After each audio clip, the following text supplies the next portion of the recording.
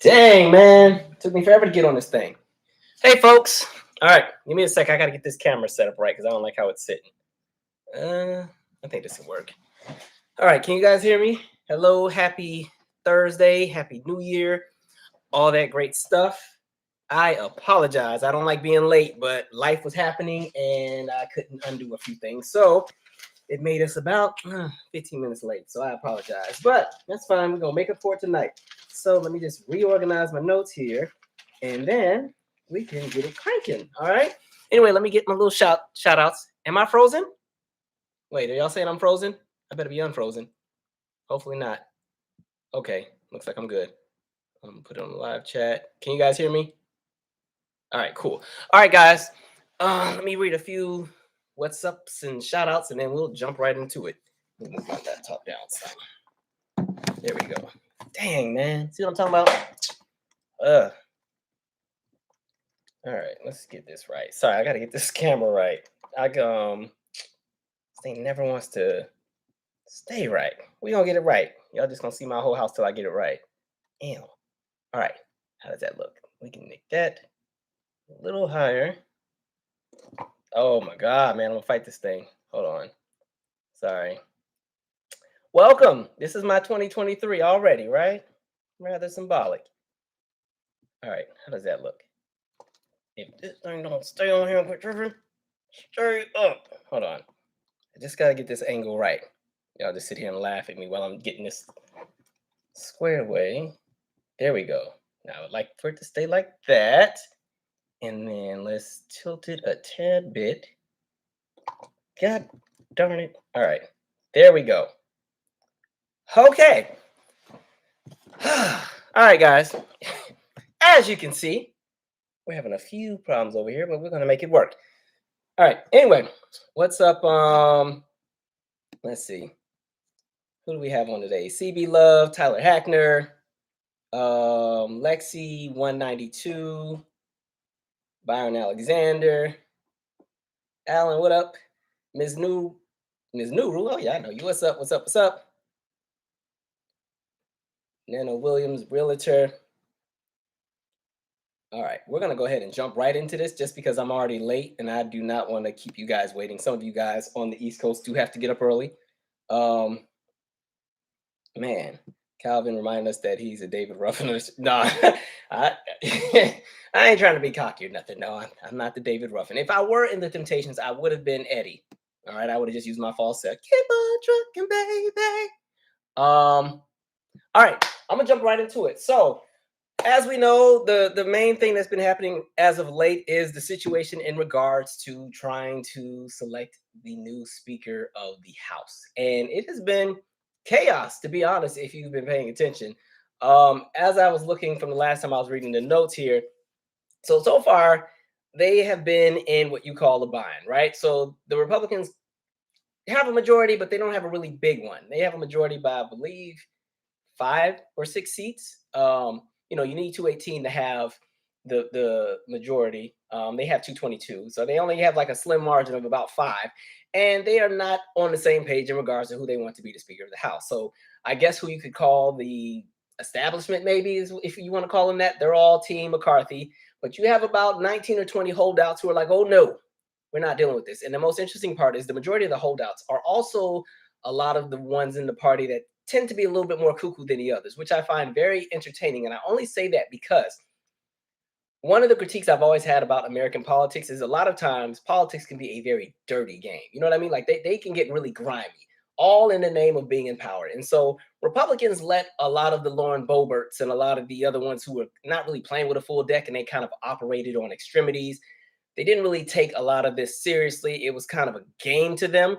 They let them do whatever they want and let them run rampant, all in the name of being in power, all in the name of making sure they had enough seats in the House or enough seats in the Senate and everything else like that. And now that you let all these loony people get in there, you didn't reprimand people, especially after January 6th, especially after people tried to, not confirm the vote and everything like that. You let a lot of these people run and do whatever they want. Now they're pretty much holding your party hostage, and you have to cave to everything it is that you want because they're not budging. And so far it's gone through 11, different ballots. And it doesn't seem like they're budging on this one. And it's interesting because, mm, I was reading, there's been other times where this has happened before. Like one time in 1856, this went for 133 rounds, right? There was this guy, Nathaniel Banks, who was running against another guy, William Aiken. And I mean, it just went round after round after round. They were swapping people out. And mind you, this was around the time this is the Civil War hadn't quite kicked in yet, but the country was becoming more and more divided. You had the Confederate states who had what they wanted to do. You had, the Union and so on and so forth. They were already beefing. There was, and really the beef was about the direction of the country in regards to those who were enslaved, what to do with the Native Americans that they kept killing, and all the land that they kept snatching, and all that kind of stuff. And so there was a huge divide, and so that went on for 133 rounds. I don't think this one will go that far, but it's interesting because every time they do the vote at this point, Hakeem Jeffries has more votes than the Republican nominee. So it's very interesting to watch. But see, that's what happens when you operate in chaos. You want power by any means, and now you're getting what you asked for. You let a lot of people run on campaigns that had no policy, that had no purpose. It was just about, let's give it to the other guy. We're gonna own the radical left and the radical this and the radical that. Yeah, and I don't even have a platform, but I'm going to just make sure I have my AR-15 in my political ad. Vote for me. And so you let all of them get in there. And now you're mad because they're doing exactly what they said they were going to do.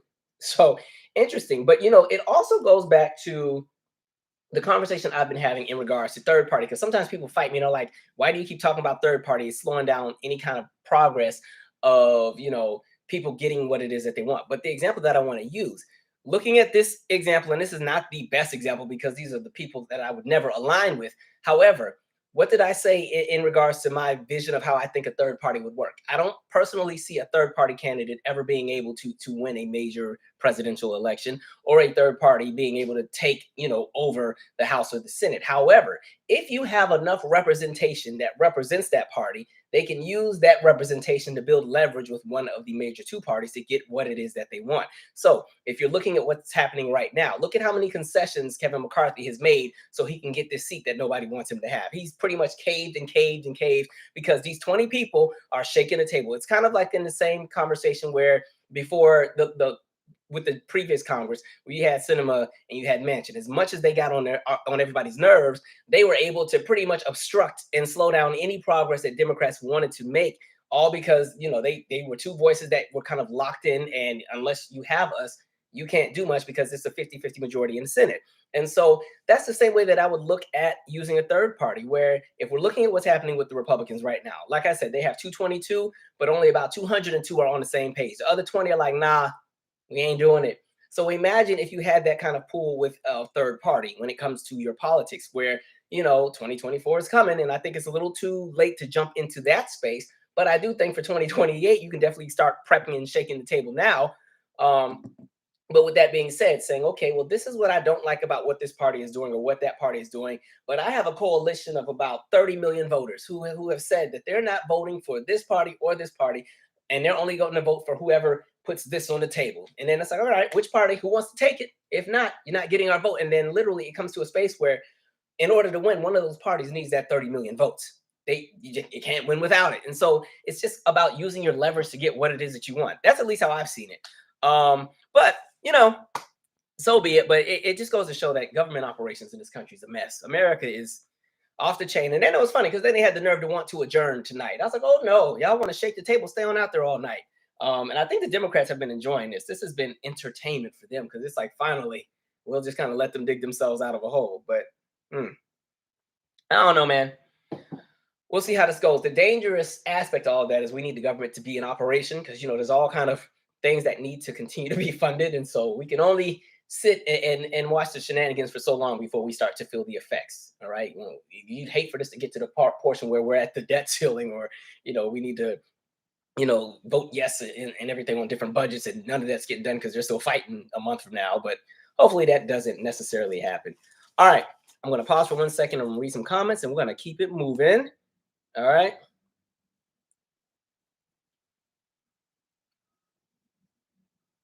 All right. Yes, we made it to the new year. Happy New Year, everybody. I didn't really do a whole lot for New Year's, but I had a good one. I went down and I went and saw my god I have a godson as well. I got two goddaughters and one godson. And so the godson's birthday was around that time. So I drove down, had a great time. He had just learned to walk the day before too. So that was really, really cool. Um, let me see what else. Um,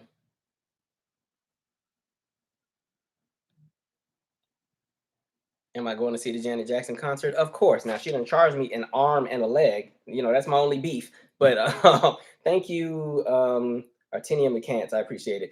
Yeah, she's charging an arm and leg. I'll talk about Janet towards the end. Let me get through the heavier stuff and then we'll come into music. All right. Hey from Jamaica. What up, Veronica? Um, Louisiana boy said, I'd be the Speaker of the House if they if they be that desperate.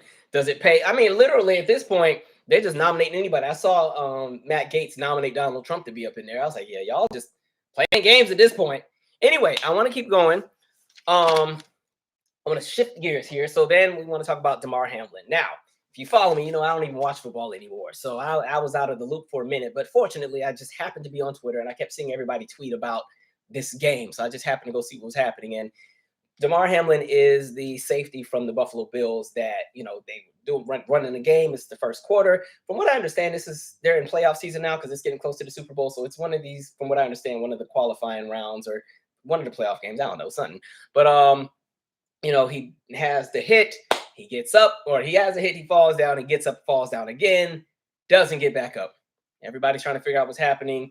And, you know, they bring out all of the medics and all the emergency personnel onto the field, and they are administering CPR for a full 10 minutes before he is taken out, you know, on a stretcher in the ambulance. You know, they needed to give him additional support because he was not able to breathe on his own at that point in time.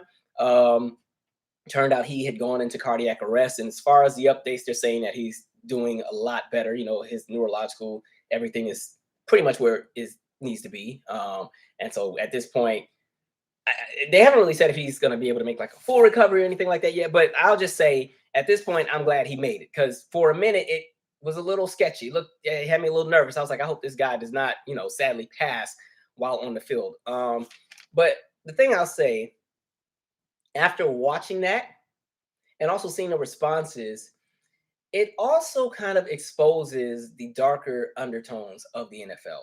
By the way, speaking of CPR and first aid, my cousin does CPR and first aid certification. So if you are in the Atlanta metro area and you need to recertify or update your CPR first aid credentials, shoot me an email, calvinbmichaels@gmail. I will give you my cousin's information. I'm not going to put it on here because some of y'all are kind of stalkers and y'all just trying to get closer to me. So not to sound cocky, I'm just saying. So yeah, definitely check that out. But back to my point, I think it exposes a darker side that exists or a darker undertone of the NFL. And it's not even just the NFL, it's also with a lot of sports. But getting to this specific situation, what disturbed me the most is the fact that, you know, they already have the injury clock, right? This is the 5-minute clock they put on when a player, you know, they tear their ACL or they break their leg or something like that, right? They always have that clock on. But the fact that you have a player who is technically not even breathing, right? All the players on the field, people are in prayer circles. That entire stadium was quiet. You could probably hear a pin drop. You know, even the announcers have brought down the energy, and now they're talking from a more so point of, I guess, uncertainty where they're not really sure what exactly is happening, right? And it's just hard to sit through that. And you're still watching the timer run down as if they were going to continue the game in 5 minutes. And then the other part is really you started to notice and see that, yeah, they were debating whether or not to continue the game, right? And so you have all this downtime. They keep going to commercial break. They're trying to figure it all out.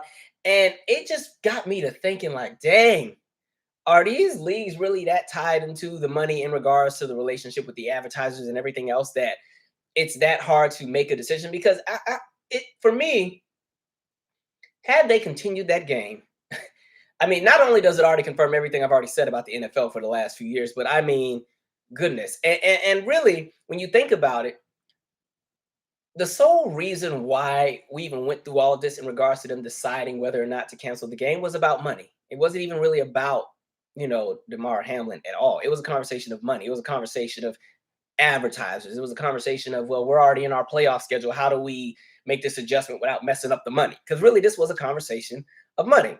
You know what I mean? And the crazy part, in my opinion, I feel that if the coaches from Cincinnati and Buffalo did not say our players are not playing, the NFL would have said, okay, let's keep the game going. Let's go. Like if the players would have said, let's do the game, let's just play. I'm not the players. If the coaches would have said, let's continue the game, I feel like the NFL would have been like, okay, cool, everybody on the field, and it would have been kind of like that Jerry Jones energy, toes to the line.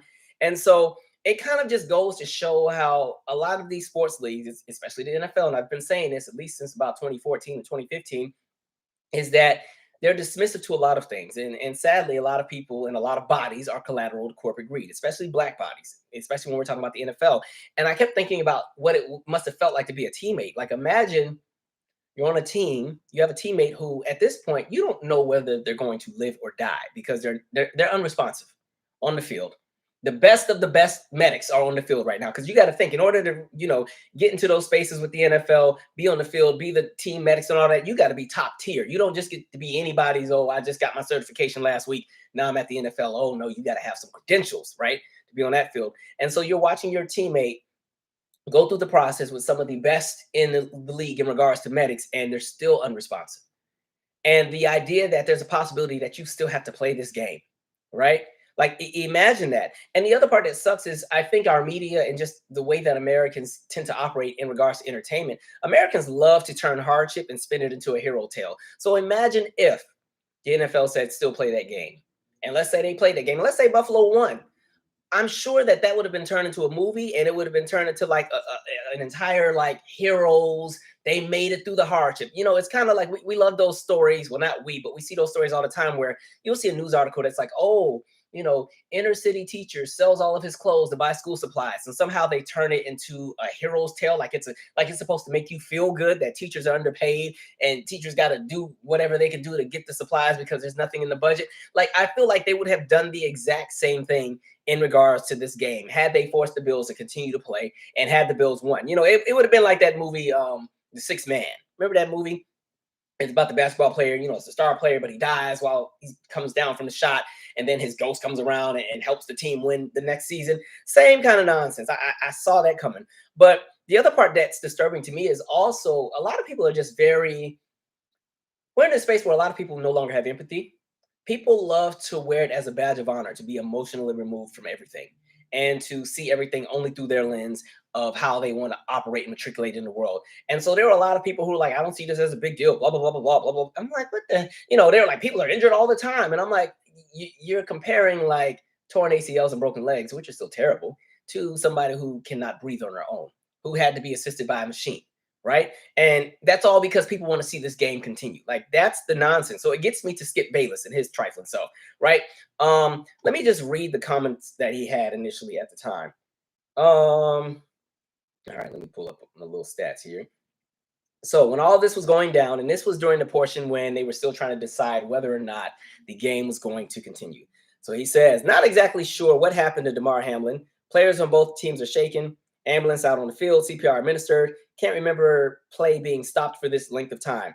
Just said a prayer for him and his family. Now, if he was smart, he should have just shut up right there and left it alone. But oh no, he had more to say. So then it gets to, I've seen so many horrific injuries suffered on the football fields, yet never have I seen a reaction like this. In every other situation I witnessed or covered, the game always went on fairly quickly.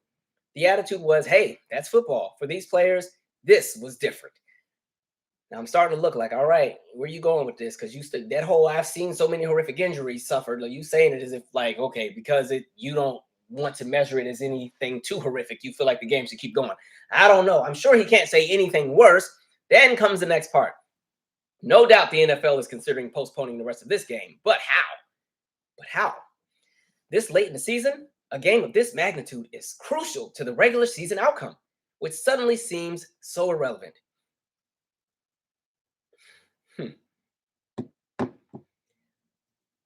Remember that time we had the conversation where I talked about how a lot of times when it comes to black athletes, people think they own black bodies. They think they own black athletes all for the, the gratification of their individual entertainment, right? So what I found so interesting is the argument that he's trying to make is, yeah, the guy is injured. Yeah, we don't know how he's going to do. But I mean, the NFL, they have so much to worry about because there's all these games that are scheduled and playoff games and the advertisers and, the Super Bowl is going to be on this day. We can't move any of this stuff. We got to figure this out. So, I mean, what I mean, so sad about the guy, but I mean, what are they gonna do? I've never seen it like this before. The part that gets me, it's a game. You can move it. Okay, the NFL is not broke. All right. I understand there's a conversation about advertisers, there's a conversation about permits, there's a conversation about venue, there's a conversation about the tickets. And so, yes, but in that moment in time, you literally have somebody who has put their body on the line for your institution, for the business that you're in, right? And y'all are over here plotting and thinking about, well, how are we going to finish the game? And the thing is, these things can be rescheduled. I understand that it's closer to playoff season, but it's not the end of the world. Folks are sitting here acting like they didn't have a whole earthquake during the World Series in '89. Remember? What was that? The Oakland and San Francisco had the World Series, and then game 3, you had like a big, 6.4 magnitude earthquake right smack in the middle of game 3. It's not like they said, all right, earthquake over, everybody back on the field. It was like, okay, we've had overpasses collapse. We got a few fires. We got a few people dead. I guess we're going to stop this game and we'll figure it out. We'll figure it out later down the line. All right. Or even, not to make this about me, but when I told you guys I was at the Nats game and there was the shooting, and the shooting was outside the stadium, but it sounded like the shooting was inside the stadium. And everybody thought that there was an armed shooter or mass shooter in the stadium. And there's 30,000 people running around and panicking. And now we got to get under the seats. I'm sitting in a puddle of beer and everything. And then maybe 5 or 6 minutes once it was confirmed that, okay, it wasn't a shooting inside the game. It was something that took place outside of the stadium in a nearby neighborhood. They still canceled the game. They're like, you know what, as a matter of fact, everybody have a nice night. Your tickets will be, they'll still be honored when we reschedule the game. All is well, have a safe night. Like it wasn't even a thought. It was kind of like, okay, we can reschedule right away, because they recognize the idea of having a mass panic inside of a stadium with 30,000 people. You could have continued the game, but how many people are going to be able to enjoy the game now that they're antsy, they're shaky, everybody's paranoid. So, it's the same thing. So the idea of thinking that they were even going to possibly consider continuing that game, and just what it must feel like for the players to just keep it moving, like that's some real trifling stuff.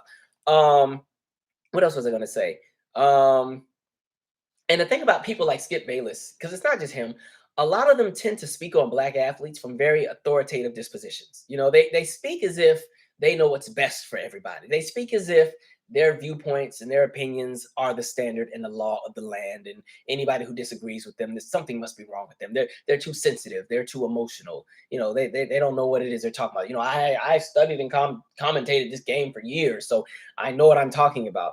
And also for the NFL, I feel that the NFL can also keep the fake concern that they have as well, because we already recognize when it comes to a lot of these sports leagues, the players are only valuable when they can make the money. Once the players are injured or whatever, it's a wrap. Because think about, the players that leave the game injured permanently, the ones that have to have medical retirement, the ones that, they get kicked off, they're on medical leave, they had the broken leg, they weren't ever able to heal, they get traded to another team, they're no longer a starter, then they're not in like a year or two later, right?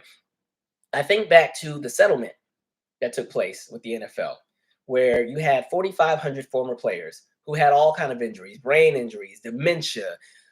They can't really claim CTE because it's hard to detect. You literally have to be dead for them to confirm that you have CTE. But all of these different problems, and they had this big giant lawsuit against the NFL. It pretty much got thrown out. The judge brought it back to adjudication. It was like, y'all have to figure out a settlement. And then the NFL agreed to settle for $765 million initially, which sounds like a lot of money. But to split between 4,500 people, I don't think so. That's pretty much about $170K a piece. But then you had the conversation of race norming, which brought in some more controversy. Remember, the NFL had the race norming thing where they had made a determination that specifically Black players and players, depending on what race they were, it would kind of determine what kind of assistance that they would get, because there was a conversation about their cognitive dissonance, a conversation about their cognitive skills, a conversation about IQs, a conversation about their overall health, and how genetically some groups of people would be able to tolerate more nonsense than others when it came to their health, as far as discrepancies and everything else like that. And so just to kind of paint or put this more into context, right? We said $765 million for 4,500 players. Now, mind you, there's still, on top of that, an additional 20,000 have joined in a different conversation in regards to the NFL not really doing a great job of ensuring that players are okay in the end, right? So $765 million. That's about $170,000 a piece. It may sound like a lot, but it's not if you have medical bills. When my father was still alive, and he was battling scleroderma towards the end. His medical bills were like $160,000 a year. And mind you, at that point, he wasn't even having surgeries anymore. That was just to get the Remodulin, which was the medicine that they put into his stents. And so to put things into context, and this is not to hate on Russell Wilson, because I think he's an upstanding guy, but you know, he received a contract with Denver for what? $242 million for 5 years, plus a $50 million signing bonus. That was for one player. And I think Russell Wilson is great, but it's interesting where, again, you know, you have a player who in total will get $292 million when you include the signing bonus for 5 years of play. And now you have 4,500 ex-players who are all broke up, brains all mashed up. Some of them can't speak in complete sentences. They got all kind of back problems, all kind of problems with their joints, all kind of things going on as far as the neurological issues that they have. And they're all getting maybe $170,000 a piece if they're at the top tier element of those who are deemed to need the most support, because some are getting less than $170,000. So that kind of just shows you where the NFL is in regards to how they value people. Yeah, they'll give Russell the $242 million because he's still playing right now. He's valuable to them. He is a brand. He's going to get people talking. Even for all the Seattle fans that are pissed that he left, or the people who necessarily don't like him as a quarterback, him being in a conversation stirs up a conversation about merchandise, stirs up a conversation about advertising, stirs up a conversation about attendance in the seats and everything like that. So yeah, they'll throw $242 million in his direction for him to play for 5 years. But the people who played all those years and decades and got broke up, well, there's not much you can do for us because y'all already played. So, you know, here's 760 whatever million. But good luck. You know, that's kind of where we're at. And so again, it's like with a lot of these sports teams, you're only valuable when you're making them money. Like if Mr. Hamlin or Damar Hamlin is not able to return, you know, then the $800,000 salary that he got, that's pretty much what he's leaving with. Because I also read that the NFL also kind of changed the threshold of what they would pay players once they were injured and could no longer play. And so it dropped down to what, $4,000 a month. I don't remember what the initial figure was, but it was definitely in the double digits. And so that's where we're at. That's why it's like people, sometimes I'm like, keep the fake energy. And it's almost like the same conversation with the vets as well in the military. Now, you know, I have my opinions about government sending their citizens to go and fight the beefs of the government leaders. You know, I feel some kind of way where if two people in power have beef and they decide, well, I'm gonna send all my people over there to go fight on my behalf. Another person's like, well, I'm gonna send my people to go fight on my behalf. And then the two of them are at their penthouses chilling, and then the people are collateral and they're fighting and killing and blowing up each other, and they're fighting people who they don't know but have been assigned to go and take out folks. But these troops come back with all kind of injuries and PTSD, and they're shell shocked, or they're missing a limb, or they got all kind of things. Never mind what they had to witness. Never mind how many friends they had to witness be blown into pieces or anything else like that. They get back over here and they get treated terribly. You know, the vets get treated horribly. You know, they don't get a lot of services. And it's almost that same energy. That's why even when you put two and two together and people kept making a big hoopla about taking a knee and it's disrespectful to the troops, I'm like, y'all can cut the crap because y'all don't care about the troops either. The same way you don't care about these players when they're no longer playing, it's the same energy with these troops. So, you know, nonsense. I will say one of the cool things is a lot of people donated to Damar Hamlin's GoFundMe that he had for a community center that he was supporting in regards to toys. The last time I checked, I think the figure was at like $7 million. It's probably more than that at this point. So I will say that was one highlight, but hopefully everything aligns for him. I don't know. When it comes to NFL, I'm not there. I'm really not. I'm not there. But it was interesting. Skip Bayless, he definitely tried it. I would have got rid of him. I don't know why he still has a job, because that's not the first time he said something out of pocket. And then it was kind of funny that they tried to do the show without Shannon Sharp initially, to try to give Skip, you know, some time to give a very whitewashed apology. Even though he already said how he wasn't taking down the tweets, he stood by what he said. I'm like, see, they'll be 10 toes down in their foolishness because they know that they're protected. But by I want to say protected by whiteness, and also protected by the fact that, again, when you get to have an authoritative disposition on Black athletes and get to have a space where you're deemed as the expert on things that you don't even have real expertise in. I mean, I understand he has a connection with sports and all, but it just goes to show how easy it is to watch people just say the worst of the worst of the worst, and there's no repercussion, right? But let it be somebody else that don't look the part. So it's a wrap for them. All right, I'm going to pause and read some comments here. All right. What up, Harold Brown?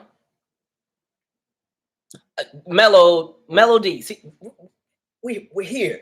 They said, please, if that was Tom Brady, they would have canceled quick. I agree with that as well. But I think if it were like 5 years ago, Tom Brady, because right now the NFL is not even really sold with him anymore. But if this was Tom Brady, yeah, they definitely would have stopped the game right away. But I think the challenge was, okay, this is a newer player. They're gonna sit and see, what kind of strings they can pull to pull this off. How much is this gonna, how bad is this gonna look for the public image? You know, like if it weren't for those coaches saying we're not playing, I am certain that the NFL would have tried to make them play this game. Crazy. The players also, from what I understand, were like, we're not going out there either. It's absolutely crazy.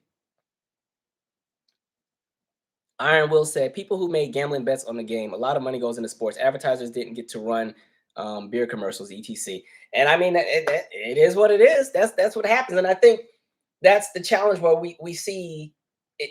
I think that's the challenge you see in capitalism in general. And when it comes to corporate greed, at some point, the money talks. And there's some points where it's money over everything with a lot of these companies, a lot of these corporations, and they'll figure. It's like Clive Davis when Whitney Houston died. That's what I meant to talk about in my stupid review. Still having that party. Whitney's body's still in the tub. They ain't even pulled her out the tub yet. They're gonna still have the party at the Beverly Hilton downstairs. So Whitney's in the room upstairs in the tub. They done rolled her out. They've tried to resuscitate and do everything that they can do. The rumors are spreading. The rest of the world is hearing that she has just passed. And they're still gonna have this party because they've already paid for the caterers. They already paid for the band. We didn't spend money on this Grammy party. Oh, we're gonna party in here tonight. We're just gonna make this, in memory of. Money talks. Imagine that.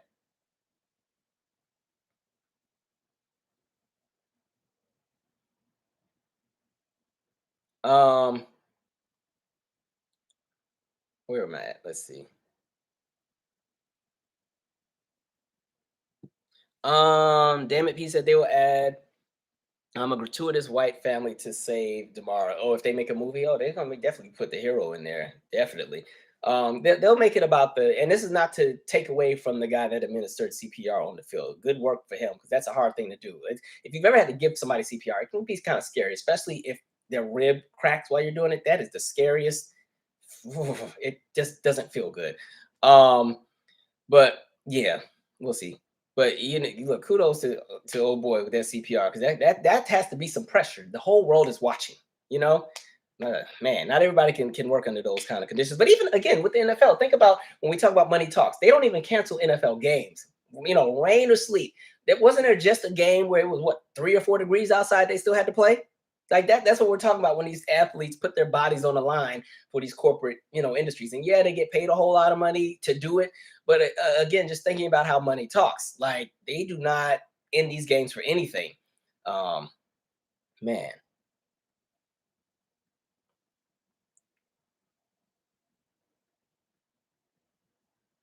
Still Rain said, yeah, and oftentimes there is no empathy towards Black people, especially Black males. Frankly, many people get their rocks off at the thought of Black people suffering in any way. And I think to that conversation, a lot of people are desensitized to Black pain and Black trauma because it's just so normalized here that it doesn't sometimes connect with people's emotional appeals. I'll say that. I think that's why not to go here, but even when we talk about police brutality and we talk about so many of the killings that we've had to witness over the last decade and some change, I had to catch myself because I started telling you guys as I used to, give my commentary on each one. I used to start saying, man, I'm starting to feel numb to it, and which is a scary way to look at it. I don't see it that way anymore, but I think that's how many people tend to operate. It doesn't even phase them that certain things happen. And for some people, it's almost like a preconceived notion that, well, they already must have done something to deserve it. So be it. Yeah, it's sad that you're not here, but people die every day. People got all kind of excuses and justifications for the nonsense. But yeah, there's definitely people who they get off on Black trauma, Black pain, even in Hollywood. Like, how many slave movies y'all gonna keep making? Here's my thing. I have no problem with there being time period pieces in regards to films or movies that go into different eras. But when it's the same narrative over and over and over, it's like, what is the end goal here? That's the thing I be looking at. Anyway, let's keep it going. Ayana J said, it's just like, just say you wish him well and shut up. Exactly. So that's where I was at with Skip Bayless. You should have just kept that to yourself. But you're sitting here worried about, well, how they going to adjust the schedule. As it, like, the NFL was not going to stop if their schedule got messed up. They would have just adjusted and kept it moving.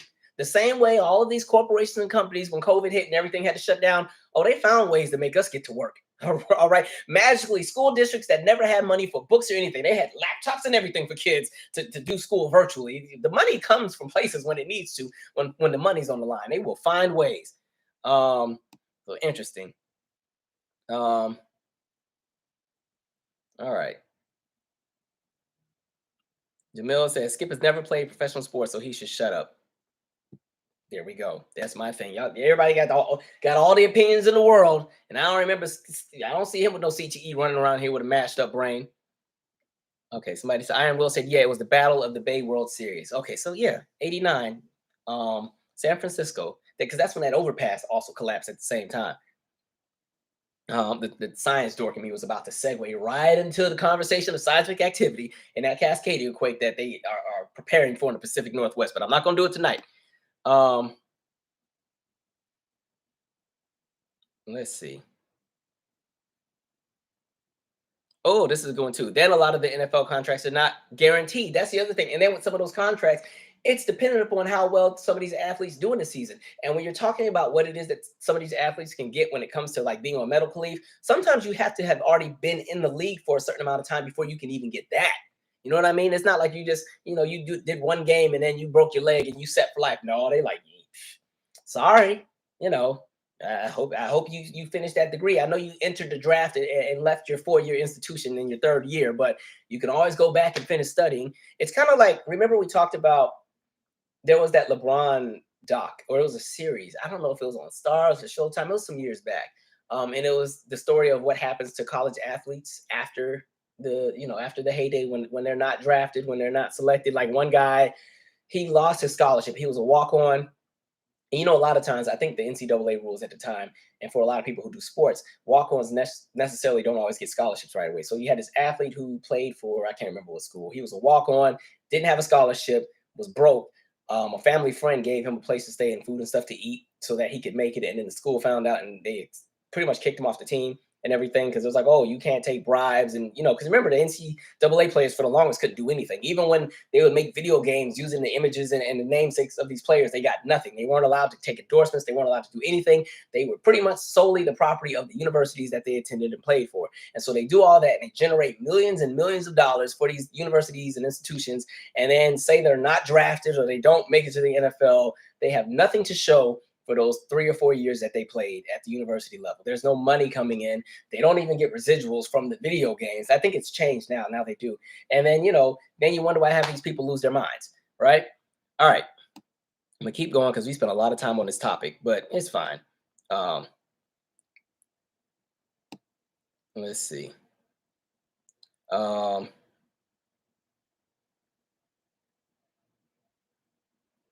Deanna Penna said, they speak like they feel, Calvin. Oh, well, another black man is hurt, not man or human being, subhuman property. And it kind of goes back to that book, $40 Million Slaves, where it just talks about how black athletes are treated in general. And it goes back to even the conversation of kneeling and how, athletes who decided that they wanted to voice their opinions on things that they felt a certain way about, look at the response that came. Shut up and get on the field, shut up and play, toes to the line. You want to take a knee, you won't play. That's where we're at. Get them sons of bees off the field, not individuals all of a sudden, because, their sole purpose is pretty much to entertain you. That's how they see it, right? All right, let's keep going.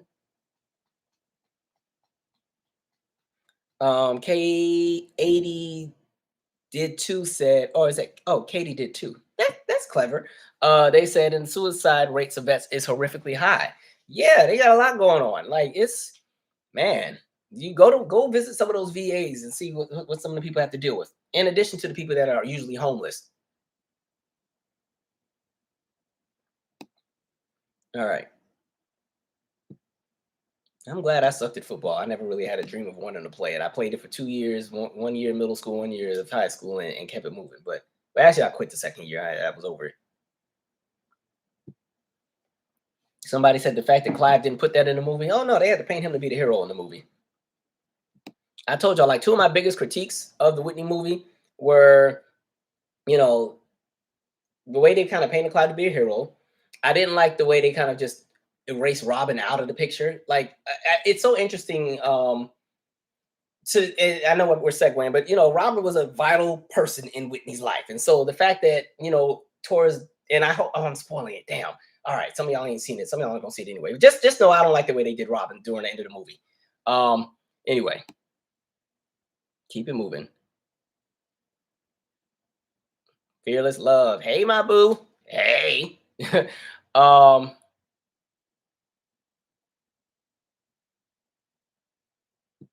Avocado Queen. I know she's always gonna shake the table. Correct me if I'm wrong, but isn't Shannon Sharp dude the same one who said a black woman could never make him happy? Now he's complaining about how white dude said something to him. I can't listen. I already told you half of these athletes be on some nonsense. We were just frying up Stephen A. Smith the other day. Yeah, I don't have a lot of expectations for a lot of public figures sometimes because they're wishy-washy. So that's the smoke for him. All right, damn, y'all got a lot to say. I'm trying to keep it moving, but I don't want to skip past your comments because y'all are saying a lot of really good things. What up, Sade? Champagne, check out her podcast when you get a chance.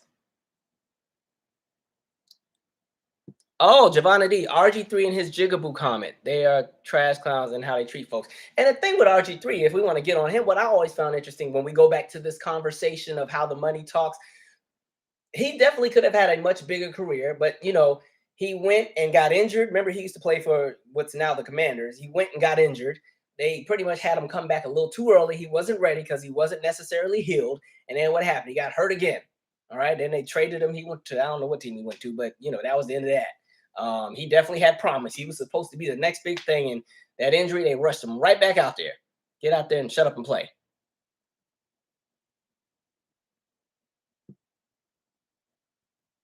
All right. Let us keep it moving. All right, so that's that. I'm gonna just drop that on the floor. 1, 2, where's my page number 3? I got through that one too. Okay, cool. All right. Oh, this is gonna be quick. One of the things I meant to address too when I did the Akon video. Well, there's two things. Thing one, right? I saw the commentary that he had. Like, the craziest thing is I had just done my Akon video with the whole parenting conversation. And I did not get a chance to see the clip where he started talking about the standards of Black American performers and how we don't take the craft serious and they come out there with their pants sagging. And he was trying to do this thing where he tried to stir up the whole, like, people love to stir up a diaspora war all the time. And people love to kind of paint things and try to pit people against each other at every chance they get.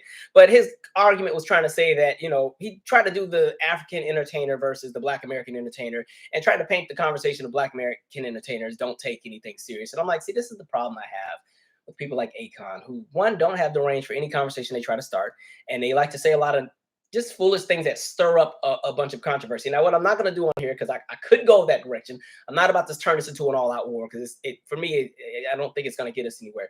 But what you're not going to do is constantly break your neck to, I'm going to cuss people. You're not going to constantly break your neck to shit on the plight of Black Americans every single time that you get an opportunity to do so. And people love to do that for some reason. So I feel like sometimes we're just minding our business and we stay catching strays. And for me, I'm sorry, pretty much every music industry in the world takes notes from Black American entertainers. The entire K-pop industry is all from Black American entertainers, all of it. Their biggest influences. When you go and ask them who inspired them to do what, because understand, when you're talking like something like K-pop, that is something that kind of started to blow up around the mid-90s. The industries in different countries varied, but what happened was the United States just had such big influence because the United States was always the biggest music market. And so when you're talking about those really popular entertainers that everybody was trying to copy and everybody was trying to do everything after, it was a lot of the Black entertainers. So when you want to talk about the origins of K-pop, you have to give credit to Michael Jackson. You have to give credit to Janet. You have to give credit to Whitney. Like, and this is not even K-pop. You go to the Philippines, right? I have never met a Filipino that cannot sing, but ask them who all of their biggest inspirations are vocally. All of them are Black entertainers. It's Whitney, it's Mariah, it's Aretha, it's Gladys, it's Natalie, it's Shaka, it's Luther, it's Freddie, it's Peebo, it's David Ruffin, it's Dennis Edward. It's like, don't do it. Akon, shut up. And when was the last time Akon had any performance that y'all remember that was actually good? All right. Secondly, and it's interesting because the funniest thing about Akon is he was born here, right? Born here, pretty much raised here, but would love to. So he, in my opinion, he's somebody who uses Blackness. And when I'm talking Blackness, I'm speaking from the terms of Black American. I understand Blackness is global and everybody has a unique experience that's pertinent to where it is they come from. But it's interesting that he likes to pick and choose the elements of Blackness which he wants to associate with. And it's usually something that will give him money. And then at the same token, he understands how white supremacy works. And he recognizes that he can also use anti-Black talking points to get a step up because that's the way that the world works. So he's full of crap. He can shut up. And some nonsense. But the point that I actually wanted to get to in regards to Akon was going back to the conversation of parenting, right? And so one thing that I forgot to say in that video when it comes to conversations of parents showing up, because also Akon had said that, you know, it's a white man's thing to do to show up to your kids' recitals and stuff. The other thing I was going to say that I think is important for parents is like, when you do go to your child's recital, even if you don't want to be there, you have to pretend that you are excited to be there. There's nothing worse for a child than to be excited that their parent is coming to their school play or their choir recital or their band recital or whatever it is that they're doing. And then the parent is in there with an attitude, pissed because they just came home from work and they got to come to this stupid thing that the kid got at the school and they got an attitude. Kind of like Sister Act 2 when Rita's mom came in there and Rita was ready. Like Rita was about to sing everybody under the table. Like, dun, dun, dun, dun, dun, dun, dun. And she looked at her mama, it shook. That piano said, what was she doing? Dum dum dum dum dum dum dum. Reed was like, and her mom was still standing there. You know, had me drive all the way out here. I told you not to go to that choir concert. You're gonna drive way out here and disrespect me. Oh, I'm gonna sit right here and watch this show. And that pianist was like, all right, let's try this one more time. Dum dum dum dum dum dum dum dum dum. Like, so same energy. Like, I just think that's a horrible feeling. And I've seen that before as somebody who's worked with kids. Like I used to always, like I said, I always went to all my kids' stuff when they would invite me, just because I knew sometimes the parents were working, they couldn't get there, and I understood. But it would be so interesting because they'd be so tickled when you show up all the time. And some kids don't like for their parents to come to stuff because they know their parents are gonna have a bad attitude. Parents, you know, just are pissy all the time, and it just kills the vibe, kills the joy. And some kids would rather do things without their parents there because the parents have just burned so many bridges in regards to never wanting to be at anything, right? So I just wanted to add that bit in there. Like, yeah, if you go there, even if you don't want to be there, you have to be so excited. One quick funny story. I told you my mom is engaged, and so her fiance has a son. Well, he's grown now, but and my mom's fiance is Jamaican, and so they went to the son's band recital. The son did not tell them that he had gotten in trouble, and so he wasn't going to be really actually playing. And so my mom and her fiance had gone to the recital, and they're sitting there. They even moved to like the middle to get the good seat and get the camera ready. And so the band kept playing all these songs, and they're like, "Where's so and so?" You know, the son. And they kept looking, and they would never see him while he was playing. And then when the band would stop, here he comes with the papers, and he'd be putting the papers on everybody's, you know, display that holds the music. And so after about the fifth or sixth song, they realized, like, I don't think he's gonna be playing anything. And I think for the son, it's already embarrassing. Like you thought you were gonna be playing, you ain't playing. You're just literally putting the papers on the thing. Like the dad was so mad. It was so funny. Like the dad was pissed, but my mom was trying to get him to be like, no, just, you know, let's play it cool. You know, he still contributed. You know, they needed to turn the page, but man, I know he had to be embarrassed. But no, Akon, stop talking. Like, and do. No, I'm not gonna talk about the hairline because mine be looking all jacked up sometimes too. But this, at least mine is all. This is all mine. Nothing is going in. There's no implants in this. This is all scalp. Look, I don't even have no braids yet. But anyway, that's what I was gonna add in there. All right, I do want to pause for 1 second, and then I want to get to this Rolling Stone list. All right. And by the way, please, I don't feel like doing diaspora wars in the comments. So say your 2 cents, but please be respectful to everybody's plight. That I think that would get a lot of folks further in life.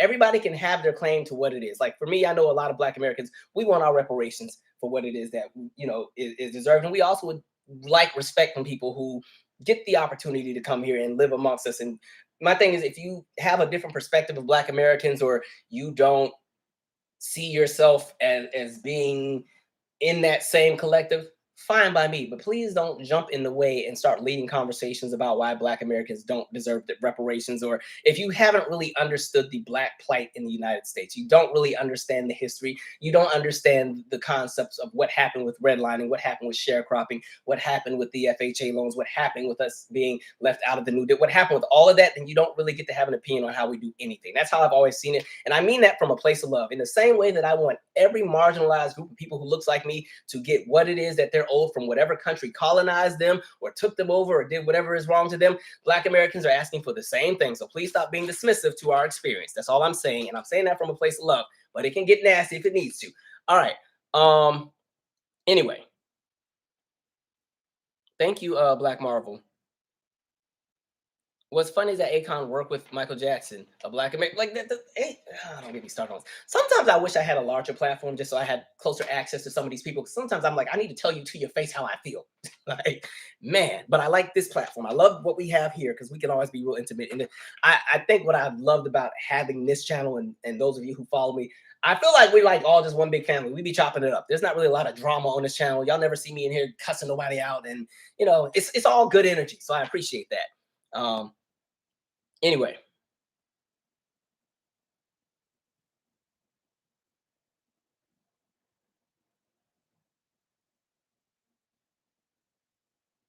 Honey 411202 said Teddy Riley said he kept himself afloat when no one wanted to work with him. He went to South Korea and produced K-pop. He was like a megastar in Asia because of New Jack Swing. Same thing with Sean Garrett. Sean Garrett in what, 0809? I remember he did the song with Boa. I Did It for Love because I used to follow K-pop back in the day, because especially when I still lived in Washington State. You know, the Pacific Northwest has a really, really huge Southeast Asian population. And so, you know, we had a whole bunch of TV channels that used to just play all the music videos. And me and my friends used to watch, like, you know, they got like a whole music industry in South Korea, and they be making like R&B music and stuff like that. Because I used to follow, there was a girl named Lexi, and there was Lee Hyra and all these different people. And so, yeah, but I watched it, and you could definitely see the influence that was coming from the American market. There was even, I don't know her name, some lady, she made her own version of Janice Doesn't Really Matter. It just switched the language and made her own version of the song. I was like, interesting. Anyway. JM Akon was trying to pull another Andrew Tate. And look where Andrew Tate is right now. See, folks do things unprovoked and then get mad when the smoke comes. You went and tried to talk all that trash to that Greta Thunberg girl, and now you're in jail. Like, imagine that. Goodness.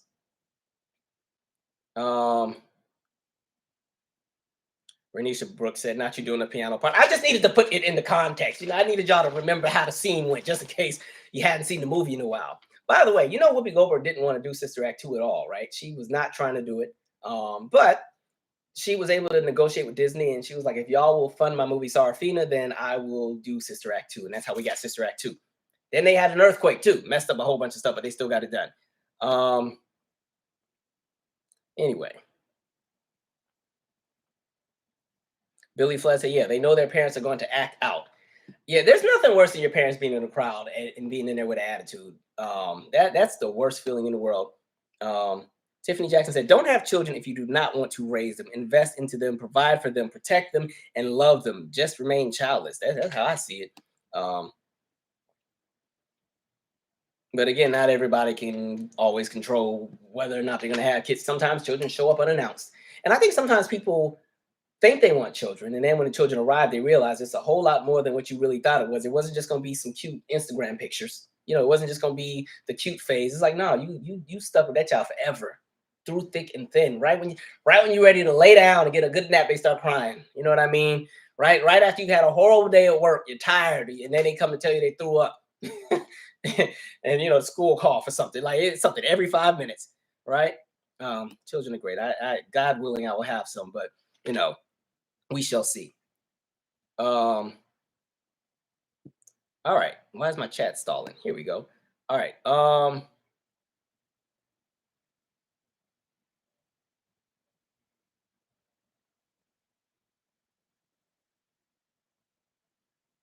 Somebody said they love Sarafina. Yeah, my kids love that, or they love that movie.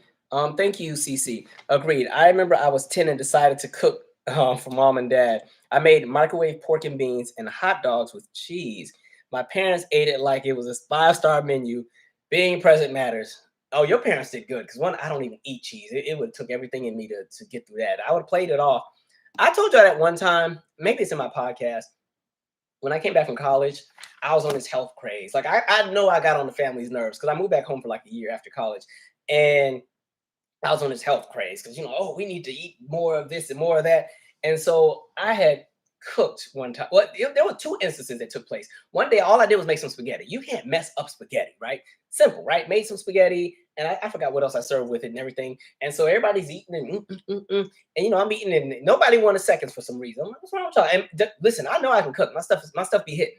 Anyway, the family had already made up in their minds they didn't want my cooking from the jump. So they got through that meal. I was like, all right, cool. I left because I ran to, I think, the store for something.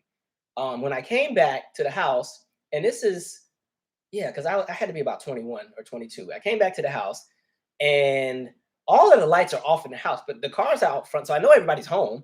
And I'm like, where did everybody go? Yeah, okay. I mean, all right. And so I just happened to go in my parents' room because they had the door closed. When I opened the door, whole family is in the bed. They didn't order the pizza. Marcus, my mom, my dad, they're in the bed eating the pizza. And when I opened the door, they're like mid-slice, mid-bite. I'm like, what? Y'all ordered a whole... Okay. And then like maybe a few weeks later, so out here in DC, they had this spot, Carolina Kitchen. And Carolina Kitchen, when they actually have it, because y'all ain't never got it anytime I go there. They've only had it one time in about 15 years. But they had this dope kale and shrimp soup one time. I had that crap. It was so good. So I figured out how to make my own. And so I did like a test run. It was cool. So then I was like, I'm going to make it for dinner one of these days. And so I had cooked it and everything. And it was sitting on the stove, just simmering. No, was it on the stove? I don't know. It was sitting on something. It was simmering. It was already ready. We was just waiting for my mama to get home from work. And I was downstairs because the kitchen was upstairs. And I just heard this loud crack. I said, what is that? So I go upstairs. Guess who's in the kitchen? It's my dad in the kitchen and my brother in the kitchen. And the pot has magically fallen on the floor. And I'm like, how did my soup fall on the floor? And my dad, I don't know where, it just fell. So we came in here. And that's what it was, because it was on the back aisle on the stove. I'm like, that pot did not slide and move all the way. These are not those little sand dollars at the beach that be sliding across the water. I was like, y'all knocked my pot off the floor because y'all didn't want my cooking. And then as my mom came home, she's coming home with food that she didn't ordered. So I'm like, y'all done plotted against me here. Because how did you already know to have food ready when you got home? I already said I was cooking. Trifling. Family be faking. They be fake. That's okay. Whatever. Anyway, we got to get back to what I was talking about. Read a few more comments.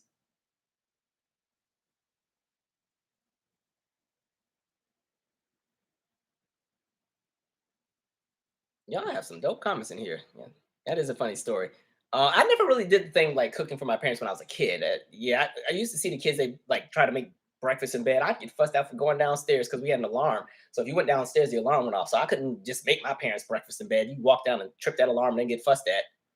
Now you got to go back to bed. I'm going to keep going. Somebody said Akon disappeared after 2010. Trevor Taylor said now she wants to do Sister Act 3. From what I read, Tyler Perry's actually, they're producing it. The Sister Act 3, I don't know if they started it, but I know that it's been greenlit, so that'd be cool to see.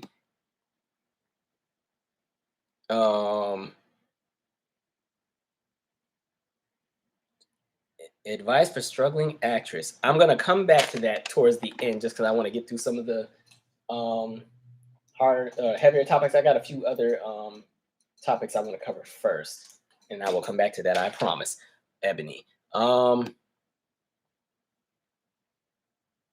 right, and not y'all laughing at my. Listen, I'm a good cook. All right, I show y'all pictures of my food, but the phone screen ain't gonna look good in this camera. My food be hitting. All right, ask any of my friends.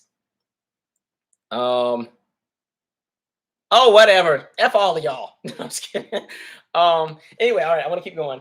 Rolling Stone, let's get into that. So Rolling Stone released a list of the greatest singers of all time, a list of 200. And so I'm not going to read the entire list because I don't have that kind of energy and time, but this list has shaken some tables. What Rolling Stone also wanted to say is they said, before you start scrolling and commenting, keep in mind that this is the greatest singers list, not the greatest voices list. Talent is impressive. genius is transcendent. Now, the only beef, well, I got a bunch of beefs, but the main beef that I have with this list is they're not very clear in regards to what it is they're actually basing the list on as far as what they're judging it on. And I think that's why it's so confusing for a lot of people, because when you look at who's in some of the places that they're in, it's like, wait a minute, so what are you actually judging? Because you're saying it's greatest singers, not greatest voices. So does that mean you're talking about singers and how their voices carried impact through different generations? Or is it, if you're saying it's not vocalist, then you're saying that it's not specifically solely about the singing, but how their voice translates well into pop music and mainstream music? Because if that's the case, then that means anybody could have gone on the list, even whether or not they were a powerhouse vocalist or not. Because that means, in my opinion, you could put Britney Spears on the list if we want to go that route, where I'm not saying she's this powerhouse vocalist or anything, but the unique tone of her voice was like ear candy for little kids, especially when it came to the production value for what it is that they put out.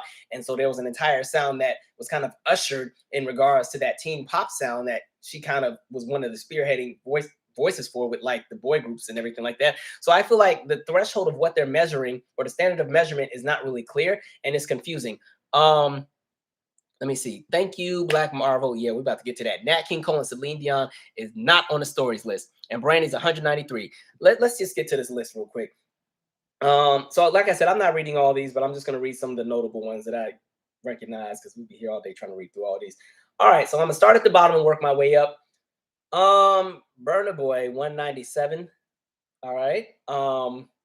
Kelly Clarkson was 194. So when I saw Kelly Clarkson 194, I was like, oh, this must be a real tough list, because Kelly be singing. You know, Kelly, I ain't got to beef with Kelly. The way Kelly did that, what is that? My Country 'Tis a Thee at the inauguration of 2012, when she went to that third stanza and went into that next octave that I didn't even think she'd be able to sustain, and she did it in like 20-degree weather. All right, Kelly. Brandy was 193. I said, okay, Brandy's a little low here. Frank Ocean's at 190, and this is no disrespect to Frank Ocean, but if we're talking vocals, I wouldn't put him on the list at all, and I mean that from a place of love. Let me see.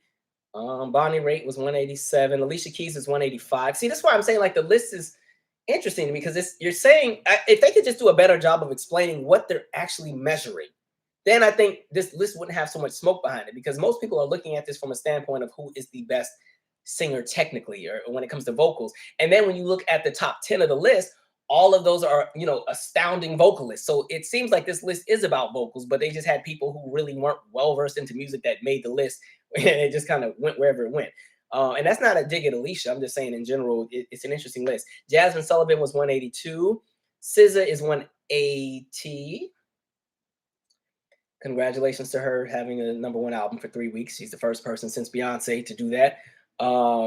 But vocally, and I know this isn't about vocals, and I understand this is still a conversation about singing. This is the weirdest list. I don't know if I would have her in front of a Brandy and a Jasmine and a Kelly. All right. Martha Wash, 179. She should have been higher. I just learned that Martha Wash she was the one singing at the end of Rebe Jackson's Centipede. This whole time I thought Rebe was doing all that growling and grunting, and it wasn't even her. It was Martha Wash. So wow, I feel like I've been bamboozled. So Rebe, you now move down a slot in my ranking of Jackson voices. I just want you to know that. Let's see. Lana Del Rey was 175. Chris Stapleton, 170. Sylvester, you make me feel. 169. I was way off key on that. Debbie Harry, 168. She's a little too high in my opinion. Mark Anthony, 167. Carrie Underwood, 158. George Strait, 156. They have somebody named Dion at 154. I thought that was Celine Dion, but apparently she wasn't on the list. Now, I know it's Celine Dion not even being on this list. I know, listen, West Africans and Jamaicans and people from Haiti love them some Celine Dion. So the Haitian, Jamaican, and West African delegation is going to be dealing with y'all, Rolling Stone. I just want y'all to know. All right. Martha Reeves, 151. Barbara Streisand, 147. And she definitely should have been way, way up there as far as being a belter. Darlene Love, 144. I'm just happy she's on the list, because she's somebody that's always left out of the conversations. They put Christina Aguilera at 141. Elder Barge, 137. Okay. Lauren Hill was at 136. Let's see. Loretta Lynn was at 132. Courtney Love was at 130. And Courtney didn't jump in front of everybody, huh? I mean, Courtney, I respect the artistry. I was never crazy over her voice, though. Donny Hathaway, 126. Karen Carpenter, 123. Donna Summer, 122. I'm just glad she was included. She's often left out of a lot of conversations. People don't give Donna her flowers. And it's weird, Donna Summer died the same year as Whitney Houston, but it's almost like Donna, people just, I don't know. Jackie Wilson, 121. Patti Smith, 115. Ozzy Osbourne, 112. Now, see, this goes back to the conversation I was having about if it's the specific singer and the influence that their voice or their sound carries into an industry. That would explain why I would see somebody like Ozzy on the list. Because if I'm going with like the rock heads and those with the voices, I would have had I haven't seen the rest of the list, but like the Steven Tylers and the Freddie Mercurys and all of them, I would have definitely had in front of Ozzy. But all right, The Weeknd is at 110. Okay, all right. Bill Withers, 106. All right. Aaron Neville or Aaron, I can't ever say his last name. Is it Neville or Nelville? You know who I'm talking about. It's the older black guy. He got a song on the Bodyguard soundtrack too, towards the end. I forgot. Man. Okay, interesting. He has, what I was gonna say about him, he has a very interesting texture and tone to his voice that made his voice stand out. So that's what I'm saying. Like, I can't figure out if this. I feel like they've merged two lists. I feel like they have a list of vocalists and they have a list of singers that uniquely stand out in music, and the voices that they had that stood out helped them to have success. That's how I'm seeing this. Taylor Swift was 102 in front of Jasmine. Okay. All right, you say so. Gladys Knight, 101. All right, now if you would have had Taylor in front of Gladys, I was gonna close this list out and move on to the next topic. Elton John, 100. Bob Marley, 98. Usher, 97 in front of Donnie. 96 was Chuck Berry. Who else? Stevie Nicks, 93. Anita Baker, 92. Selena, 89. The real Selena, not that other one that can't sing. No disrespect to her. Diana Ross, 87. See what I'm saying? I feel like some of this is, again, that conversation of just unique voices that stand out, because we love Diana. Diana's a legend. But vocally, a lot of her peers were able to do more than her. But I think this goes back to the significance and the impact that a voice like Diana had to music, because understand, with that Motown sound, with the Supremes, Diana had a voice that was built, or not built, but a voice that really fit pop music. It was still soulful, but her voice was able to fit very well on a lot of those early songs. So like, My World Is Empty Without You, Babe, or Baby Love, or what's the one about the child song? That's the one I love. Love Child. Her voice fits on those. You get I don't know if y'all get what I'm trying to say. It's same thing I'd say about somebody like a Rihanna, who has a unique tone and texture that fits the kind of music that she makes. But at the same time, you're not going to invite Rihanna to sing the national anthem. And that's not a dig. It's just saying that her voice shines where it needs to shine. Let's see. Amy Winehouse, 83. Michael Jackson, 86. I'm going to come back to that one. Janis Joplin, 78. Bruce Springsteen, 77. Wilson Pickett, 76. I'm always in this battle between whose version of Land of a Thousand Dances do I like the most. Do I like the original? No. Or do I like Ike and Tina's or Wilson Pickett's? I can never pick which one I like more, but both of them have really great versions of Land of a Thousand Dances. D'Angelo was 75. Patti LaBelle, 74. I feel like Patty's a little low there. Muddy Waters, 72. Oh, Rihanna's on the list. Okay, 68 in front of all of them people. David Ruffin, 66. Minnie Riperton, 65. Bjork, 64. George Michael, 62. Kate Bush, 60. I feel like they only put her at 60 just because that song blew up after Stranger Things. But all right. Lady Gaga is a little high for my liking on here, 58. She cool. She had a great career, but I guess I would have had her more at about 90. Barry White, 56. Tina Turner, 55. Willie Nelson, 54. Mick Jagger, 52. Sade, 51. Joni Mitchell, 50. Rod Stewart, 49. Tony Braxton, 48. Oh, they actually gave some flowers to Tony on here. Okay, Tony be getting kind of snubbed a lot too. All right. Mavis Staples, 46. Ella Fitzgerald. Now I feel like I'm about to just read the rest of the list because all these voices are important at this point. Ella Fitzgerald, 45. James Brown, 44. Ariana Grande at 43. She actually sings very well. I have no smoke for her. Teddy, hey, all right, Teddy, 42. I literally was just watching his concert from it's from either 78 or 79. It's at the one at the Hollywood Bowl. I think I was just watching that. Well, where was I at? I was at Teddy. Etta James, 41. Aaliyah at 40. I'm not gonna say what I'm thinking. Interesting though. And that's not a dig. I think it just goes back to confirm what I was saying as far as I feel like this is like 2 or 3 different lists merged together. Louis Armstrong, 39. Curtis Mayfield, 38. Kurt Cobain is 36. Bessie Smith is 33. I'm just glad she was a part of the conversation. People tend to not even know who she is. David Bowie, 32. Luther, 31. I probably would have had Luther closer to the top 15. Shaka Khan, 29. Mahalia Jackson, 28. I think Mahalia should have been way higher as well. Dolly Parton, 27. Paul McCartney, in my opinion, is overrated as a vocalist. I understand he's a legend, but I would have moved him down to about the 60s. Mary J. Blige, 25. See, this goes back to what I was saying. Like Mary J, again, I don't think people look to Mary as the top tier vocalist, but there's a way that people connect with her voice because of how she delivers a song. You know what I mean? There is emotion in her voice. And her voice, I think especially when she first came out, that's why she really blew up in like the R&B or the adult R&B realms, just because she represented something that wasn't always pushed and marketed in the mainstream media as far as the industry. So, okay, good for Mary. Smokey Robinson, 23. All right, Adele, 22. Nina Simone, 21. Marvin Gaye, 20. Frank Sinatra, 19. Celia Cruz, 18. Elvis at 17. Prince at 16.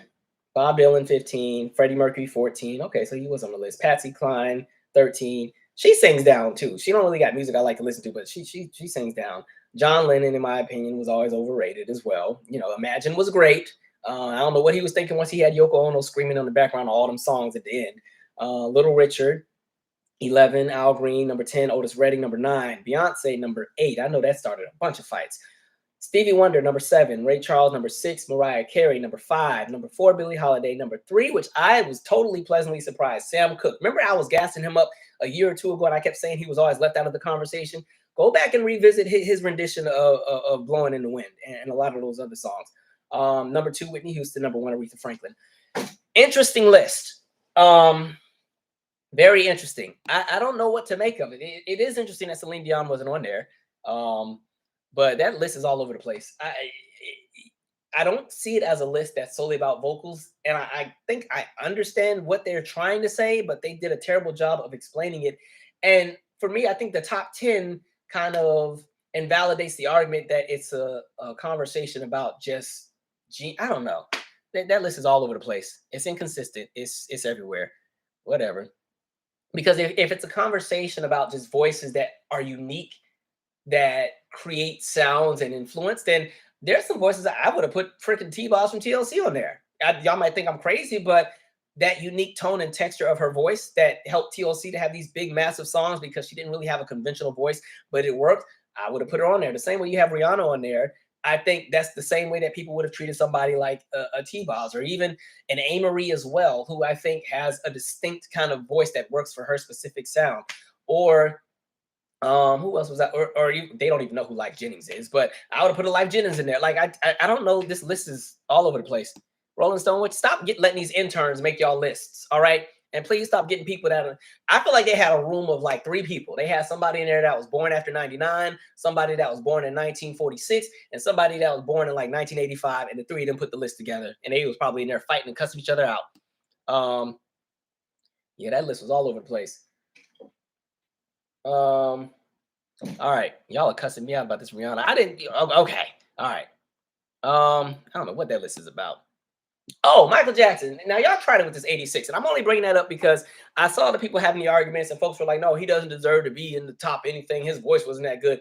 People always want to measure Michael Jackson's voice based on the last 20 years of his career rather than the first 20, which I think is stupid. Like if you're talking about the kind of voice that Michael had, Michael was an excellent tenor, excellent, a very high range. And I think what happens is people ignore everything from about 69 to about 1988, and they jump straight to life after the Dangerous era, and they want to use that as why they don't like the man's voice. And I'm like, it goes back to what I said in the Whitney review, where I was talking about how, after each tour, Whitney's voice just got darker and darker because it's a lot of wear and tear on the voice. Like, go back and look at the clips of the Bad tour and compare 87 to 89 of the Bad tour. Michael had gone through it because it's a 2-hour show, right?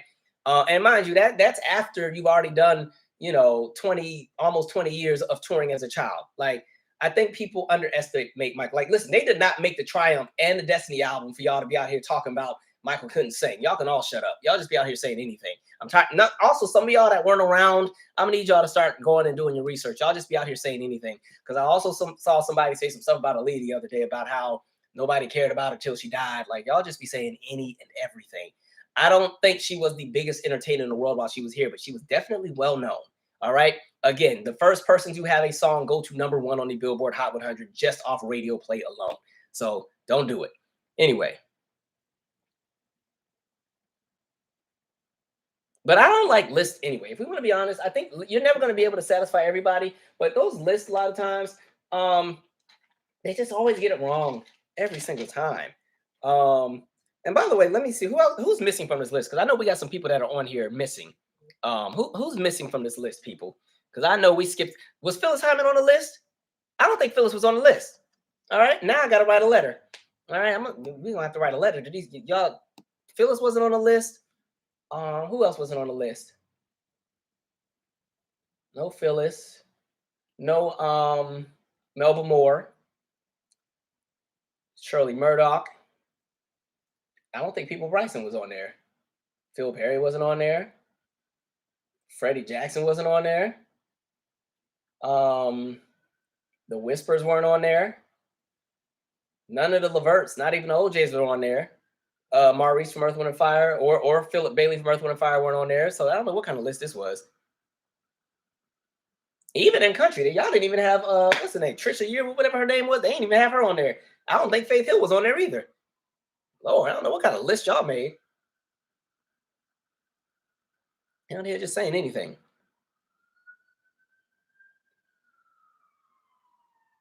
At least they let Aretha be #1. That's Aretha #1 and Whitney #2. I'm fine with those two.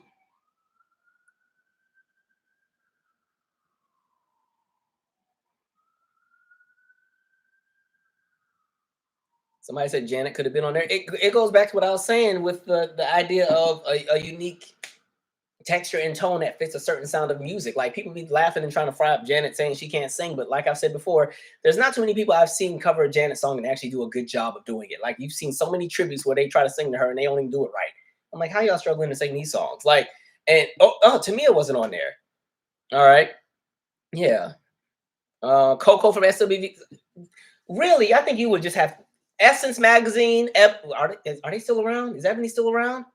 Y'all gonna have to make your own list, people. Soul Train, somebody make a list. We're gonna have to make a list, a list for us at home, right? Because y'all got anything going. Let's see. Monica, yeah, they didn't have Monica on there. Yeah, if they put Sis on there, they could put Monica on there.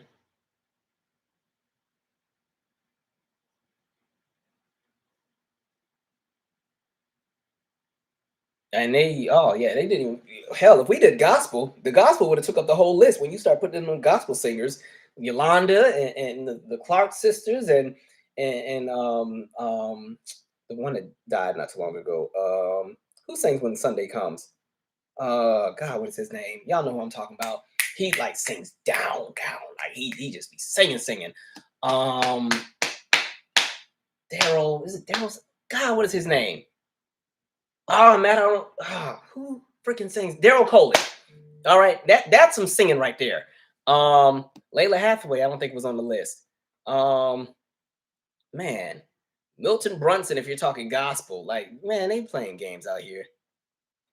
Y'all said not too much on Rihanna. I didn't say nothing bad about Rihanna. You know, me and Rihanna have we've learned to appreciate each other. Back in the day, y'all couldn't get me to take her seriously. But then the Unapologetic album came out, and I heard that "What Now" song. I was asleep in the car. I remember because we were driving 3 hours to a Brandy concert, and they were putting all the songs they were gonna put on. Like I think Keisha Cole had just come out with an album, and Brandy and all, and yeah, because 211 had just come out. Keisha Cole had just had an album. Rihanna had just dropped hers. They're playing the music. I had nodded off. And then Rihanna had that "What Now" song come on. I don't remember the words, but I don't know what to, I don't know what to, I don't know. I said, sing Rihanna. I was like, wait a minute, let me go buy this album real quick. Let me see what she's doing on here. That was my song. I don't remember how it goes, but Rihanna, I was like, all right, I'll take it. All right. I don't know. Yeah, we could be here all day about songs that did or artists that didn't make the list. Angie Stone, for the last time, y'all not coming after Janet. I already said this would not be in the conversation of vocalists. This would be in the conversation of entertainers that have unique tones and textures that make their music successful. All right. Tevin Campbell wasn't on the list. All right. Stevie Wonder was on the list. Jennifer Hudson, was she? I don't think J Hud was on there. Was she? I can't remember. No Joe Thomas, who's probably my favorite male vocalist. CeCe Winans could have been on there, definitely. Shantae Moore. We'll be here all day talking about who they didn't put on there. Black Marvel said no Kiki Wyatt or Joe either. Yeah, Kiki sings like down a lot. I told you I like her version of Lie Under You. Yeah, we'll be here all day trying to name people. So I'm gonna move on in a second. Oh, the Pay Sisters all get it in. LaShawn. Well, dang, she just died, didn't she? And the other sister, all of them could sing. I forgot how many of them were. It was like 10 of them. Every last one of them can sing. That one album LaShawn had that has what, It's Another Day's Journey on it, and Just Because God Said It, like she used to tear that song up. All right. Yeah, I don't know who made that list, but whatever. All right, I'm gonna move on. Stupid list. Oh, speaking of music, I do want to say one last thing. So some people were confused about what I was talking about in a few videos back, where I was talking about the relationship between R&B music and hip hop, and how at one point in time both genres could exist interdependently or dependently, or or independently, where sometimes you could have R&B acts do perfectly fine without having to have any kind of correlation or ties to hip hop, and vice versa, where hip hop could do its own thing. Sometimes you had a collaboration, sometimes you had a mix. Somebody had posted a chart from, I don't remember, I think this is from Jet Magazine, but this is from 1986, and this is just proving the point that I was saying, where there was a point in time in music where R&B was in its own lane, right? Hip hop was still out, but this is from 1986. All right, and so on this chart, number 20 at the time was Club Nouveau, Lean on Me. Number 19, Howard Hewitt, Stay. 18, Jimmy Lee by Aretha Franklin. 17, Ballerina Girl from Lionel Richie. 16, To Be Continued, The Temptations. 15, Stroking, Clarence Carter. 14, Situation 9, Club Nouveau again. 13, Slow Down, Loose Ends. That's one of my favorite groups, by the way. I really love this song, Watching You.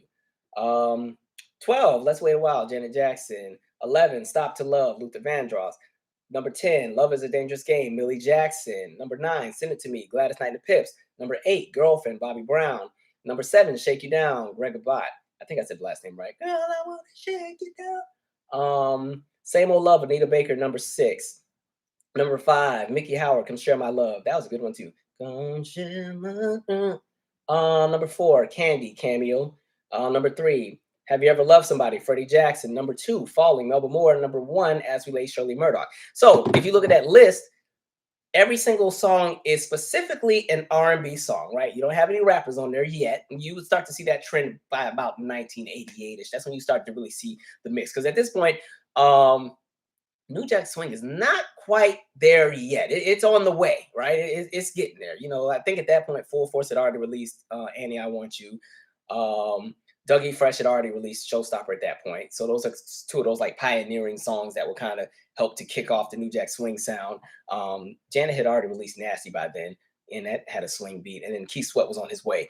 But like the songs were all, strictly R&B. And what I was trying to say was there was a point in time where R&B could be successful without having to be tied to hip hop. And right now, I do think that trend is trying to shift, but it seems like for the last few years, for most R&B artists up until about 2019, I'll say from between about 2012 to maybe the end of 2018, it was really hard for R&B artists to get any kind of mainstream radio play or success if they didn't have their music tied to some kind of hip hop artist, if they didn't have some kind of collaboration. And so I think we started to see that trend shift. I think when Solange dropped Cranes in the Sky in 2016, and Frank Ocean had come out with Blonde, he had already come out with something else in 2014, Channel Orange. But I think, or maybe that was 2013, but I think around 2016, something about Cranes in the Sky and a few other songs. And by then, I think SZA was starting to creep up as well. You get to about 2018, and now you're starting to see a lot of R&B acts who are having success on mainstream charts without having a rapper on the song. So you see like somebody like SZA really blow up, right? And we get further, you start to see like the Summer Walkers and other people. Now we're in this space where you have a handful of R&B artists that are actually doing somewhat well, where they don't have to rely on a rapper to get a hit. And this is not a dig at rappers at all. But the challenge that has taken place for a lot of entertainers in R&B is that because radio has gotten so bought out and it's so one-dimensional, and now everything's nationally syndicated playlists, and a lot of times radio stations are no longer independently owned and music is no longer regional. You have a few execs in a room that say what we're all going to listen to as far as radio, and then that's what they go and put out. And they determine what's going to be marketable and what is not going to be marketable. And for the longest, R&B for some reason just got put on the back burner in favor of pop and hip hop. I talked about that in my Tony So It Happened video, and I think I talked about that in the Usher one. I can't remember. Anyway, let's pause for a sec, read a few more comments. All right.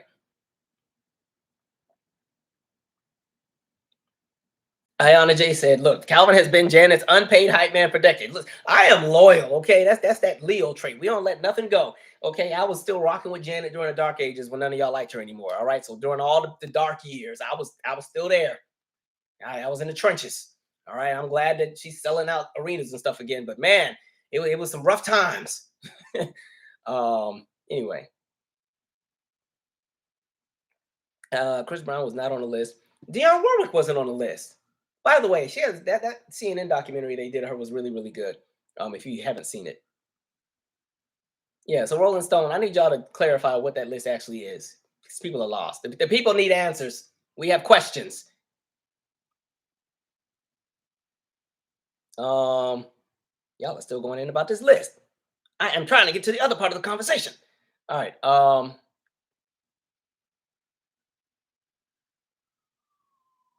Okay, so they said Abbott rhymes with habit. Thank you, Rochelle. So that's the name. Okay. All right. Oh, I forgot about Michael McDonald. All right.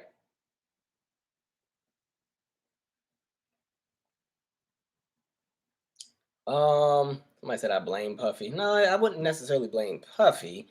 But I do think that Bad Boy sound. Speaking of Puffy, I just wrote this down the other day. 97.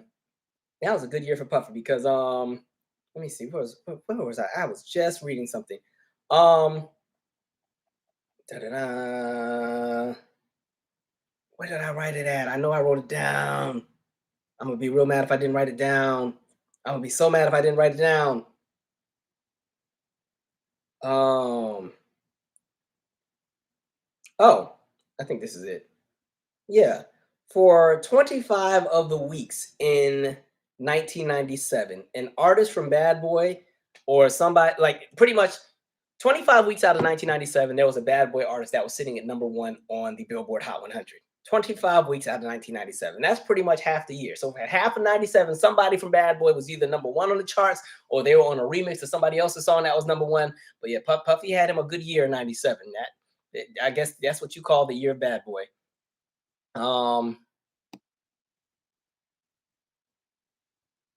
Denisha said, dang it, Denisha, your comment just moved right out the way. I'm so sorry. I was about to read what you said, and the thing just jumped down to the bottom. It was something about music, though.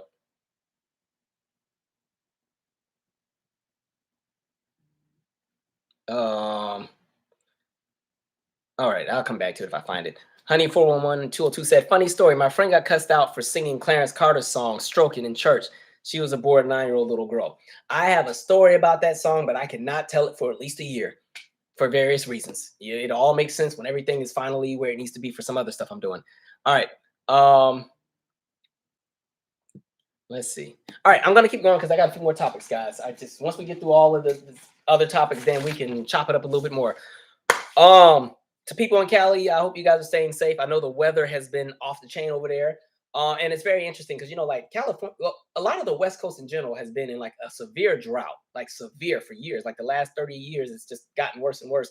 But the crazy part is, even for all of the precipitation that's coming to the region, because the infrastructure is not really set up to even handle a lot of that water that's going to be coming, because they're pretty much being hit by what, a cyclone. A lot of that water is not even going to help. But I will say the good thing is, at least for the mountains, I think they're at like 174% of their usual snowpack already, which is actually really good because that will help when you get into the spring and the summer, where all that snow and everything melts and that kind of goes back into the water reserve. So hopefully that's the good that comes out of it. But it kind of sucks because now people right now got to deal with the mudslides and everything else. So hopefully things are you guys are staying safe out there. I hope you got your batteries and your kits, and please be mindful of just what's happening, because I mean, they were saying even like tornadoes. California never gets hit by tornadoes, so it's off the chain. So hopefully things align for them. I wish everybody well. There were people that were also a little nervous about just weather in general, because again, what was happening, you had that big giant storm hitting the West Coast, and then on the East Coast, remember, we just, for some reason, we've been getting almost 70-degree weather, right? And then what happens is, when you have two pressure systems running into each other, right? A low pressure system and a high pressure system, and they run into each other. What happens when they get together? Then you get the tornadic activity, and you start getting them tornadoes. And so I know a lot of regions around Texas, Louisiana, Arkansas, some of those regions were under some heavy tornado watches and warnings over the last few days. So hopefully everything kind of calms down for everybody, because there's still more that's supposed to be coming down the line. So let us pray that everything aligns. All right. I want to shift here. This is a little triggering to talk about. I saw the clip. Somebody had sent me the clip, which I appreciate you guys sending me stories, but y'all don't always got to send me everything traumatic. Send me some happy stuff. I want to laugh too sometimes. Y'all be, whoo, Lord, I wake up to violence. But the clip of the NYPD officer that was punching a 12-year-old girl in the face. Long story short, you have some middle schoolers, right? School has gotten out. They had to let out at school. And some girls get into some kind of fight, right? Teenagers fight. They're doing whatever they fight. The police come to break it up. By the time you see the footage, what you end up seeing is the police officer literally like just wailing on this girl, like in the head, pop, pop, pop, pop, pop, pop, pop, right? So that police officer has been suspended without pay for 30 days. But what I want to say with that video, because some folks were sitting there saying, well, some students were saying, well, the girl hit the officer first. And I think from what I'm understanding, what I've read, like, one, it was a situation with one girl getting jumped by the other ones. But the other thing is, I think when these kids are fighting, or even adults, when people are fighting and doing whatever, sometimes when people come in to try to break up stuff, the people that are actually doing all the swinging and throwing up hands, sometimes they're already in a space. They're just hitting and swinging at everything. They're not even looking. They just, whoever's in the way is going to get something at that point. That fight or flight has kicked in, and fight has kicked into like the fifth gear, and they're just swinging it in everything. And so I'm sure that if the girl did hit the officer, it's just because she was just swinging at everything anyway. But what I want to say is, when you look at the clip, the amount of force that the officer used on the girl, like, he's literally wailing on it. Wow, wow, wow, wow. It's like 5 or 6 punches to the dome. Right. But I do want to say, and I've said this before, a lot of times with these officers, because again, there's a crowd there. Everybody's, the whole fight was moving. It was like traveling around the sidewalk because everybody's moving. Right. A lot of times when these officers end up in those positions, if they're ever embarrassed, if they feel that they've been checked, if they feel that they've been proven wrong, if they get anxious, in my opinion, they always lose all rationale every single time. They just get stupid. The same thing I'll say about the George Floyd situation, where the officer knew he was wrong, right? And at that point, so much ego was there, he wasn't going to get off the man's neck, because if he couldn't breathe, he still wouldn't be talking. Because at that point, they're so set in their ways, because they know that they effed up. They know they messed up, but that ego's in the way. And when you have ego and you have a little bit of power, and for them the power is that little piece of a badge, right? Sometimes it's like a deadly combination where they are unmovable. Unless it's one of their peers, they can no longer hear the voices of the everyday people. And I think with that little girl, that's what pretty much happened. He just got into his stupid phase. Plus, you add in the racism part and the anti-blackness and the fact that a lot of police have a lot of internal issues that they need to deal with in general. You put all that together, and so yeah, now you have this man beating up on a child. And so I feel like he also was just mad about other stuff and took it out on her. So yeah, get rid of him. He don't need to be there. Because anybody with discernment would recognize it wasn't even. What are you doing? Like, and it's weird because we're in a space, and I said this around 2020 when you had all the anti-police brutality protests, and think of all those moments where police knew they were on camera and still did not care.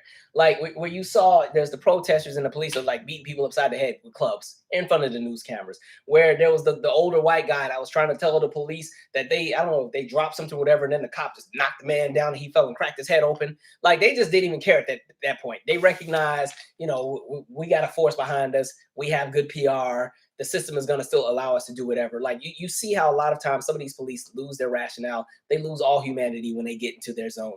And I think that's one of the dangerous aspects of having people in that capacity where, you know, fortunately nobody was killed or anything, but we've seen that happen before. Y'all all fought me that one time when I did the video about the one girl who had been, you know, she was being raised in that like abusive household, and then she snapped and fought the whole family, and she was about to get that one sister, and then the cop shot and killed her. Y'all fought me when I defended the girl. Y'all would not let me have it because y'all were trying to justify the cops killing a girl who had been abused, but whatever.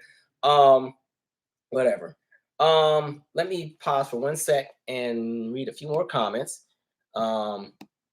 Man, but like I've said before, even with a lot of our policing, I still believe in the United States, people are too comfortable with the idea of police just being able to do any and everything, all in the name of them being police. I still have a problem with that. I still have a problem with the fact that people are comfortable with the idea that police can just kill us. Like it's normalized. They can just shoot and kill people. You know, more people have been killed by police in 2022 than 2020. 2020 was supposed to be the year that all the change came. That was going to be the year we united, right? People were taking knees, and the police were doing the electric slide at the barbecue, at the protest. You know, they were supposed to be protesting, and somebody that rolled out a grill. And there's that one clip of the dude that's crumping in front of the police officer. I'm like, what are y'all doing? Right? And so, you know, after all of that, here we are. The only difference is half the stories don't make it in the media anymore. They recognize that the people are going to uprise and feel some kind of way every single time. So they purposely stop talking about a lot of these stories. And even on social media, the algorithms have changed because otherwise, a lot of these viral clips would constantly hit our timelines every single day. And again, we saw what happened in 2020. 2020 had people shook for a minute. That's why all these corporations started claiming that they were going to make these big giant donations. All right. Then when everybody settled down and everybody moved on, or not everybody moved on, but the ones who did all the performative protesting and Instagram posts and had the black square and I'm gonna do this, you know, after they thought they had met the mark, they moved on and went back to their regular lives, right? And now we're back to the same nonsense. Let me read a few comments and then I'm gonna keep going. Yeah, Maxwell wasn't on that list either. I just thought about that. Maya Martin, did you hear about Angela Bassett's son pranking her? Actually, that's the next thing on my list. All right, you done read my mind. I'm about to get to that in a second. I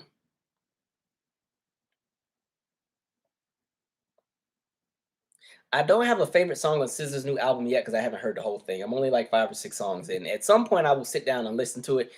My plate's been really full since I got back from LA. We just have so much for that we have to do. Even after I finish this live, I have some stuff I have to do tonight. So I'm gonna be up all night.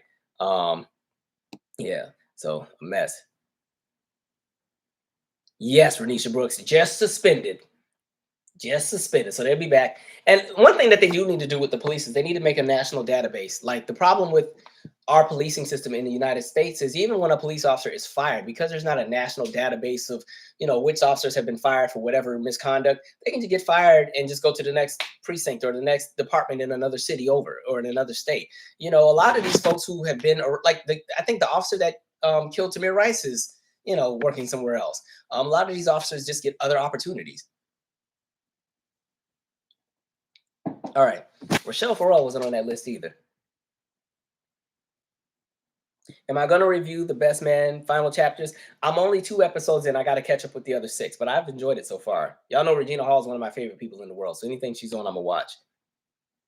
She was also like my childhood crush. So it's kind of cool that she still looks really good at, I think she's 51 or 52 now.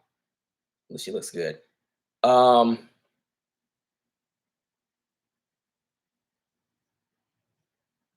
all right. Yeah. Again, with these police, a lot of them have, again, and a lot of them also have them inferiority complexes too. They get pissed. Don't let them run into somebody who knows the law. That pisses them off.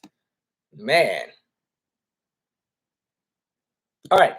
The next topic I was going to jump into was this TikTok trend. It's kind of finally died down, but you saw that there was a TikTok trend where everybody was telling their relatives or somebody close to them that, their favorite entertainer had died.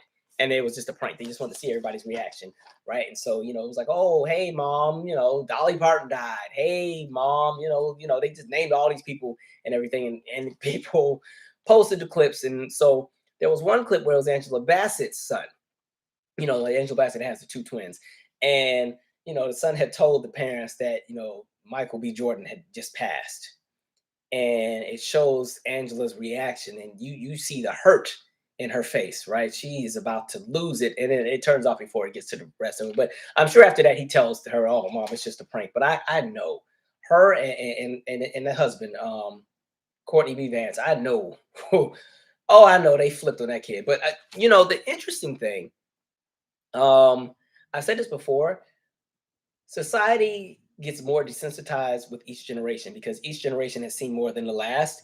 And I think with things like TikTok and not really Instagram, because Gen Z is not really on, well, they're on Instagram like that sometimes, but and Snapchat and everything else. The idea of clout, because clout is temporary, you have temporary fame, you have temporary success, you have temporary notoriety. The ante, as far as how much you have to do, only gets higher and higher in order to continue to stay in the forefront.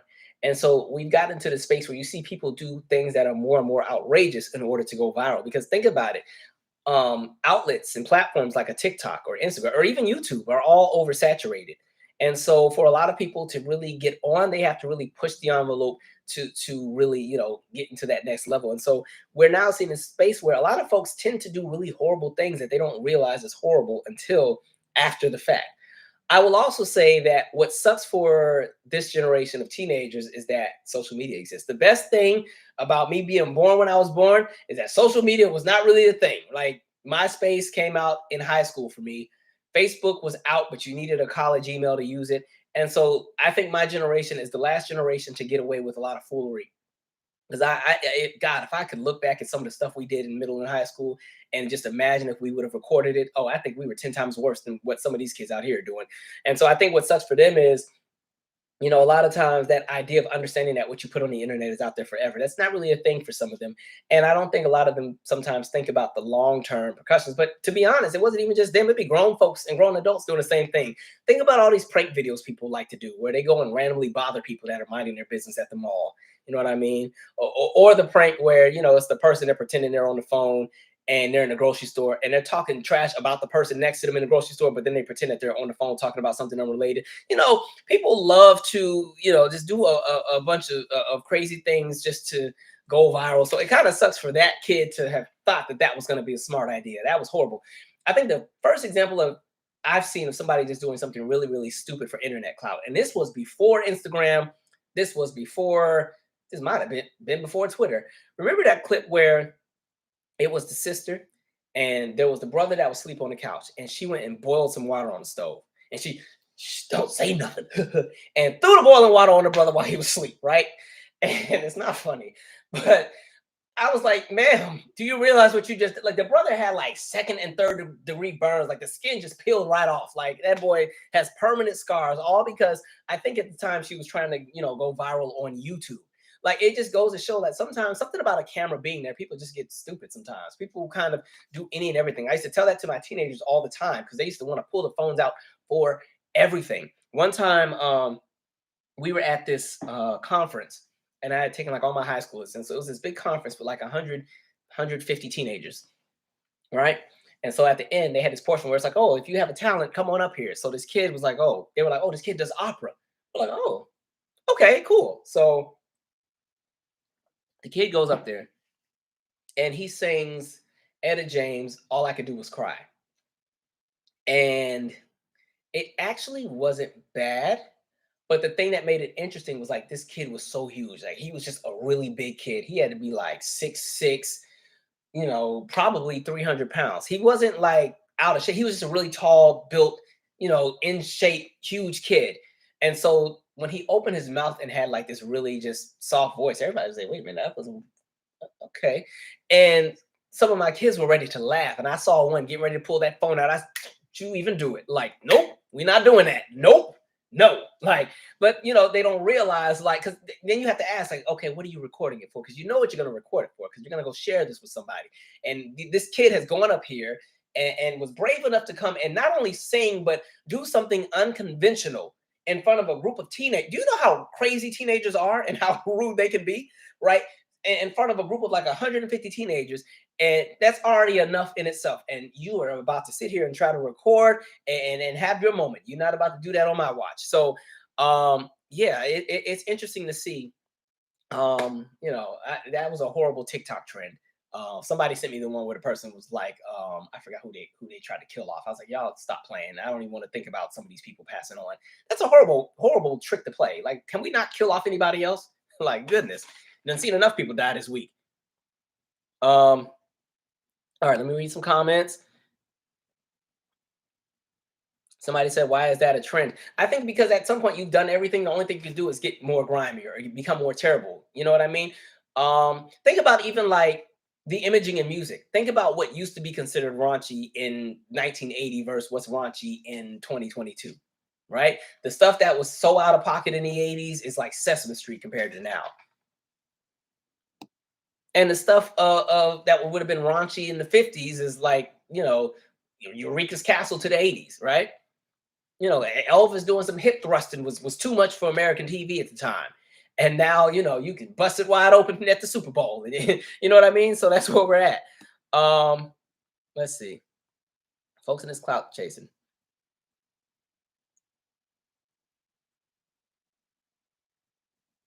Brooke said, I'm sure social media got them together for Angela Bassett. She's America's mother. I don't even think America had to get them together. Because can you imagine getting yelled at by Angela Bassett? Like that's somebody I wouldn't, even to be her husband, I wouldn't want to get in a fight with her. You gonna lose. Like, ain't no way. There's certain people. As much as I love Angela, I'd never want to piss her off. She make that face and perk her them lips and the eyebrows start folding. It's on, and she already got them biceps. Man, all right, man. That's kind of like when Judge Judy always talks about having grandkids. I would hate for her to be my grandma. She ain't baking no cookies. They don't get to do anything. I just know she gives the kids wooden toys for Christmas. Anyway.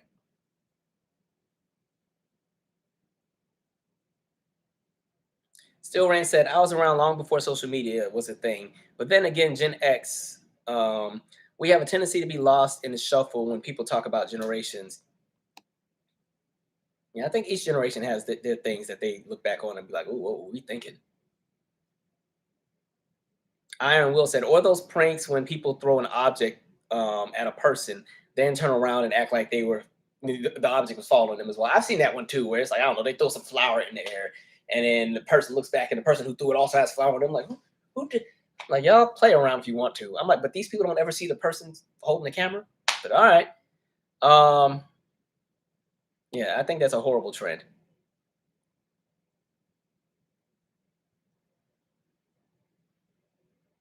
All right. Let's keep going. What is this thing doing here? Calvin, I know you moved on from the cop and girl, but I would just want to see a black cop do this to a white girl or a woman. I know it's not okay, period. But y'all never say that. Well, think about that cop that in Minnesota. I think he was Somalian. But in America, any kind of shade of brown, you automatically get put in the black box. But remember, he shot the white girl, and they gave him what? I forgot how many years he got, but they threw the book at him real quick. It wasn't even a second thought. You know what I mean? They played no games. And to your point, if you think about that, yeah, if that would have been a black cop hitting a white girl, a 12-year-old white girl in the face, you already know how they have the image of black men in this country. Big, giant, aggressive black man beats down nimble white girl on video.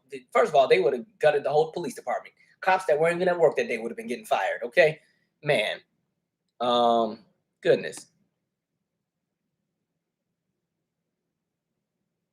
Y'all are still naming this list. All right. Okay, I think I have one last major subject to cover, and then we can chop it up for a bit before I jump into my last assignment for the night. Oh, two things. Was anybody stuck in all that Southwest Airlines nonsense as far as all the flights and stuff being canceled? I feel bad for it, but that was a wild time. This was the one time I was glad I didn't go anywhere for Christmas, because I was like, man, that's off the chain. I felt bad for all those people who got stuck, and people are still trying to get their bags, 2 weeks later. Man, totally sucks. It just gave me flashbacks to that time I told y'all. Well, this is because I bought tickets on a third party site, and after that, I said I'd never do it again. But I definitely flew Southwest, but it was through third party site. But my uncle had died. I went to Savannah. All I had a carry-on bag, but the plane was already full with the overhead compartments, and they're like, you got to check the bag. So I had to check the carry-on bag. And when we landed, somehow my bag was not in Savannah. It was in Charlotte. And I had a funeral to go to at 9 a.m. And so I had to go to the funeral in what I wore on the plane, pretty much. I mean, I stopped at Walmart to get toiletries and stuff, but we were hoping that they would be able to get my bag there early enough for the funeral. So I had to go to the funeral in like jeans and like a flannel shirt. Then on the way back, there was some kind of discrepancy with my ticket, because I ended up extending for 1 day through the third party site. Just because I wanted a bit more time with my family, because that was the first time I got to meet my nephew, because my brother's married and had a son, and so the whole family was there. But I stayed for 1 extra day. Went through the whole process of adding a date to my flight. All was well. Got to the ticket kiosk, typed in the little record locator and everything, and then there was a problem. And the problem was that for some reason they could see my name and they could see my ticket in the system, but they did not have permission from Cheap Tickets to release the ticket to me. And so they were like, you have to talk to Cheap Tickets, but you call Cheap Tickets. Cheap Tickets don't have nobody to talk to. It's only the robot. You got to push 1, push 4, push 5, hit pound, say what the issue is, hit 4, please call again. And so I ended up stuck in Savannah for like 2 more days. I mean, I wasn't complaining, because at least I got some time with family, but I was pissed. That was a horrible time. So I said I'd never do third party site again. But yeah, I understand the pain of like being stuck in a city. That crap sucks. Last thing I did want to talk about, which is interesting because we have revisited this topic so many times because the story keeps unfolding. So remember, maybe a year or two ago, we talked about how the Biden administration had secured about $4.5 billion to what they call disenfranchised farmers. Really, it was going to go to Black farmers. And this was to kind of make up for all of the nonsense that Black farmers in America have gone through. And so that was all line item. It was set to go. And then guess what happened? White farmers decided to sue, right? They said this is reverse discrimination. They said it's not fair. The content of the character. They started saying all that nonsense. Mind you, they had already gotten $45 billion from the Trump administration after Trump did all that nonsense with China and everything else. And then we had all these trading issues and farmers were losing all this kind of money. So they had to get bailed out by the Trump administration. But a lot of Black farmers did not qualify to be USDA farms. And so they were not eligible for those benefits.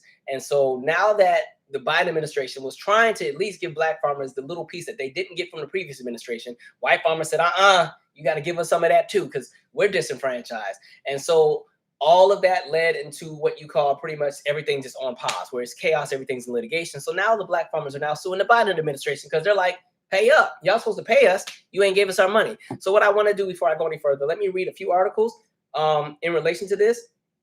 Oh, speaking of your former president, this just came to my phone. The estate of a Capitol police officer who died a day after the January 6th riot is suing the former president and 2 convicted rioters. All right, that'll be interesting to follow.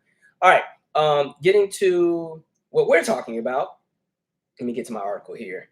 I got to talk about that beach too. All right. All right, here we go. This is what I want. Okay, so the article states, now this was from 2021. This is just the details about the initial history of Black farmers being forced off their land. All right, so sit tight for 1 sec. All right, how thousands of Black farmers were forced off their land. Black people own just 2% of farmland in the United States. A decades-long history of loan denials at the USDA is a major reason why. In 1883, less than 20 years after the emancipation, Curtis Gentry bought nearly 1,500 acres of undeveloped land in Shiloh, a rural community in the Alabama county where he had once been enslaved, alongside his brother Turner, with whom he was able to reunite after emancipation, unlike the members of so many Black families. Gentry cleared that property, uprooting trees, brush, and undergrowth. Once the land was arable, he planted and harvested an array of crops, including ribbon cane, corn, and peas. All right, I'm gonna fast forward a little bit. Let's get to them still in the land. His children. Oh, actually, I need this part. He was a hard worker, Bernice Atchison said, the granddaughter-in-law. Not only did he clear his own land, but he took jobs helping white people clear their land. He taught his family how to take care of the farm while he worked on other people's farms, bringing in extra money to the household. His children continued to farm there after the father's death. Each subsequent generation was trained in ways of tending to their inherited land trusts. All right. When he married Gentry's grandson, Allen, in 1953, the young couple were given charge of nearly 280 acres of farmland, which included amenities built by those who came before. We had a ribbon cane mill that made syrup. We had a sawmill. There was an old still they still had used to make whiskey back in the day. I love farming because it helped us to come to understand the land. All right, I need y'all to get to the part I need, people. Okay, here we go. This is what I need.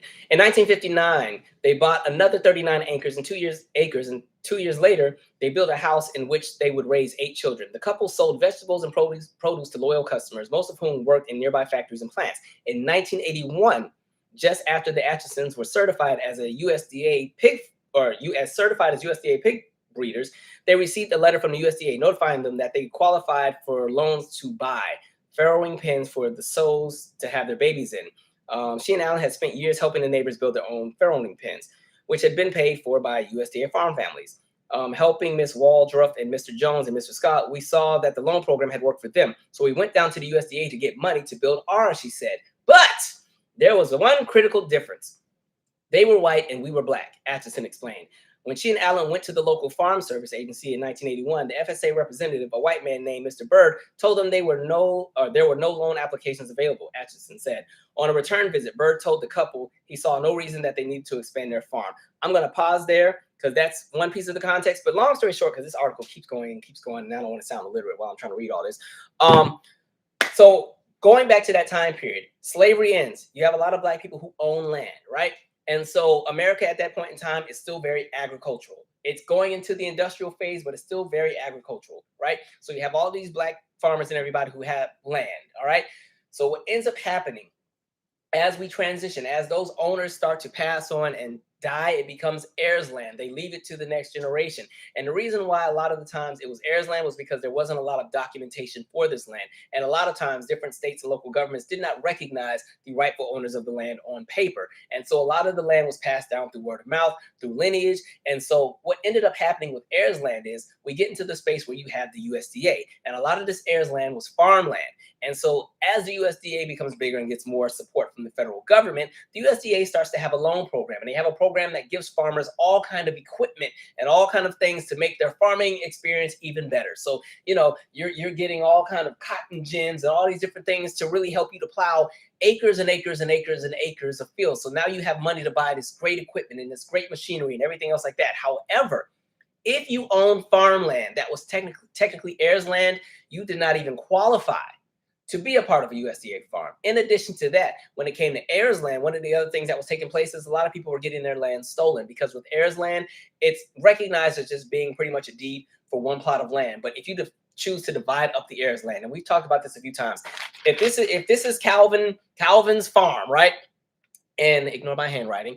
And I don't know, I had 12 kids, right? So I gave everybody 6 plots of land after I died. It was in my name. And then I passed on, my 6 kids all got their plot of land. If one kid decides they want to sell their piece, right? They go and they sell their piece. What they don't realize is they just sold this entire thing. They thought they only sold their piece. But when it comes to heirs land, any kind of delegation that's made by the owner is not recognized by the state and the local government. And it's only seen as one piece of land. So Calvin Jr., who just had to chase the money, you know, he wanted to be an architect and start a firm. He decided to sell his plot of land and he was going to go move to the West Coast. And what he didn't realize is he just sold all of this. So now Calvinette and Calvinetta and Cal Quinn and Calvin with a K and Calvin with some kind of hyphen somewhere in the mix. All of them got to get off of this land because this land has now just been sold to somebody else. In addition to that, one of the other things that took place was the conversation of eminent domain, where state and local governments or federal government said, we're going to take this land because we need to build the freeways. We need to build a shopping center. We need to build a school here. The zoning laws have changed, so we're going to take this land. In addition to that, when it came to heirs land, there were certain rules with heirs land. The land had to exist as is. The definition of as is meant the land existed as it did when the rightful owner initially had it. So you could no longer start and operate a business on that land. Also, you also did not qualify for FEMA. So if a hurricane came and blew away everything, you did not qualify for FEMA relief. If a tornado came and tore up everything, an EF4, EF5, tore up everything, tore up the house, everything, you don't get FEMA money. You got to figure it out on your own. And so over time, a lot of farmers ended up literally losing everything. And so we fast forward, and Black farmers now only own 2% of all the farmland in America, right?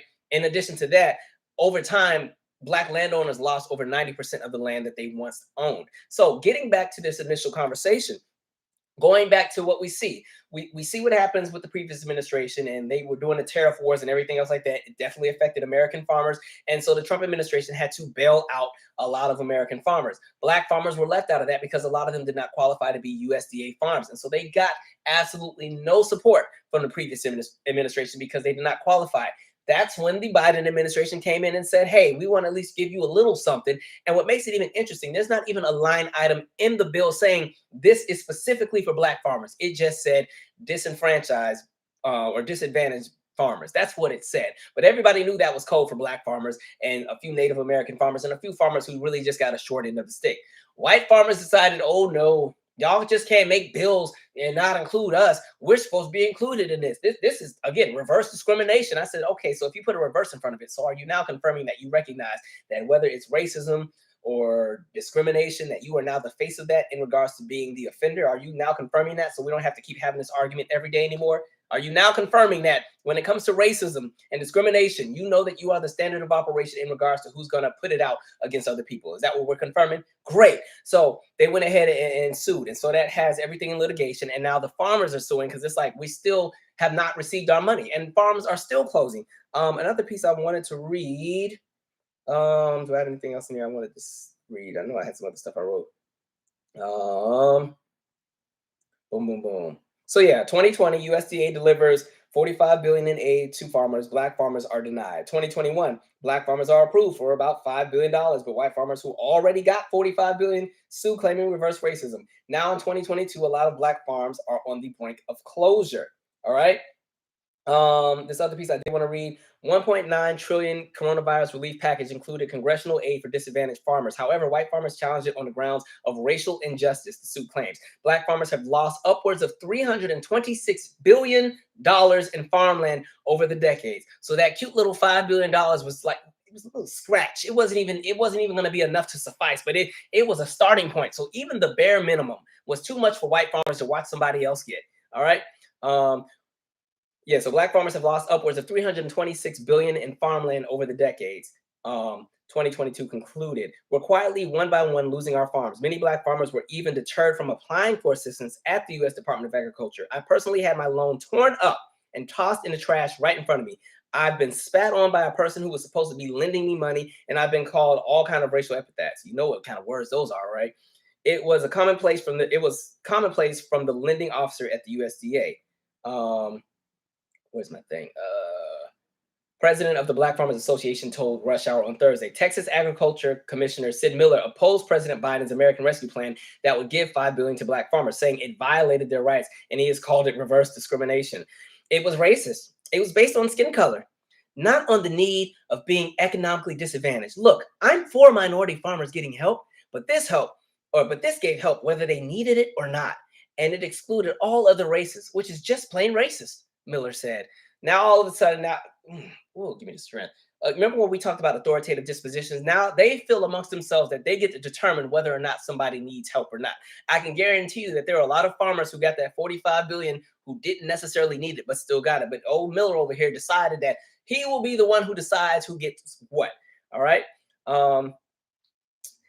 Look at the history of the USDA debt relief offered to white farmers. Look at what Trump administration offered in subsidies and direct debt relief and administration of money to white farmers in the last 4 years. Less than 1% went to black farmers. Now, is that not racism? Why is it not, or why is it only when black people are getting benefits from the government do we call it racism? Civil rights attorney Ben Crump told Rush Hour on Thursday. Crump accuses the government of breaking a binding contract that would have aided 16,000 farmers of color. So you know that's black folks and additional people included, with $4 billion in debt relief. You see how that 5 doesn't drop down to 4, which was money intended to clear the 100% of debt with the USDA, and additional 20% to pay off taxes owed.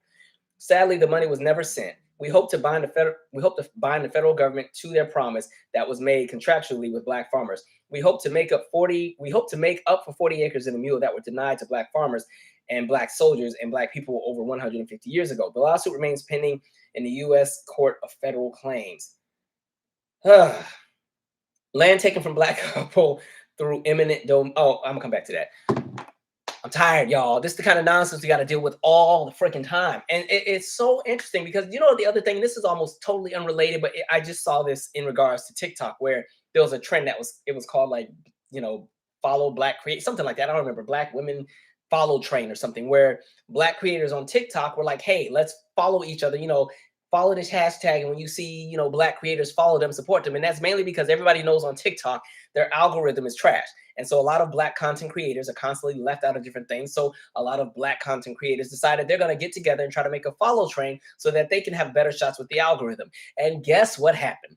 You had a lot of white TikTokers get mad and say that this was reverse racism, which goes back to that conversation I had again, where, okay, if you're going to put a reverse in front of it, are you confirming that the actions of racism are definitely represented on your part as being the offender in pretty much every occasion? Is that what we're acknowledging that now, so we don't have to continue to try to explain that? You have now made peace with that. So the idea of reverse racism, like, you see what I mean? Like, we're in a space where a lot of people in white America centered themselves in everything. They can't stand for anybody else to have anything. Even when it's the bare minimum, it's too much. And so you have these farmers who have had a history of losing everything. Over the everything. They get a breadcrumb. Because you remember I said I'm not a fan of breadcrumb policy, but sometimes the breadcrumbs, it can be a start. Even the start is a problem. They trying to stop it. See the nonsense. Let me read a few comments and then we're going to wrap with one last topic. Nonsense. By the way, if you want a better explanation of my whole black farmer thing, because I've talked about it a few times, my In the News, let me see which one it's called. There's a In the News. Actually, I did 2 In the Newses on this. One is, okay, that's not what I'm looking for. It's not what I'm looking for. All right, not what I'm looking for. It's one of these In the Newses, but it's probably an In the News and it says Black Farmer somewhere in the title. But there's 2 of them that I did. But one pretty much goes from about the 1800s to modern times, and highlights everything that took place in regards to why black farmers literally lost everything and how they're okay. One is called, this is when I was dragging DJ Khaled. All right. In the News, the title is called DJ Khaled, Quincy Jones, Gas Hoarders, Loose Tiger, and Farmer Lawsuit. That's one of them. And there's another video that talks about it, but we just go into detail about everything as far as how all of that was set up. All right, let me read some comments here.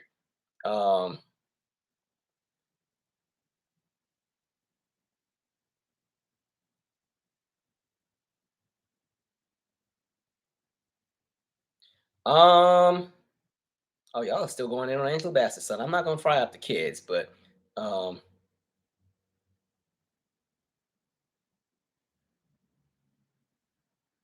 okay, y'all are talking about the airport experience. My nephew, who was 16, had to spend the night at the airport. We have to have a friend pick him up in the Shy, and we have to meet them in Nebraska to get him. Otherwise, he would have been there for 3 days. I remember one time I got stuck in Denver for 11 hours. I think after the second hour, I was just like, whatever. I was just sitting there chilling. I don't even like to give the airport people a hard time because I know that's a rough job to have. Because a lot of times the agents, it's nothing they can do. You know, sometimes, especially if it's a safety thing. You know, I'm at a space where if they say there's something wrong with the plane, okay, well, y'all take all the time you need to fix it because I don't want to drop 37,000 feet. So I'll sit at this airport and go to the dang whatever little bar or Starbucks or whatever for the 15th time.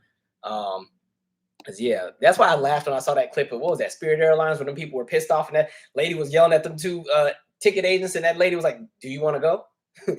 One more person yelled, I won't refund anything. You're done." Like, man. Um,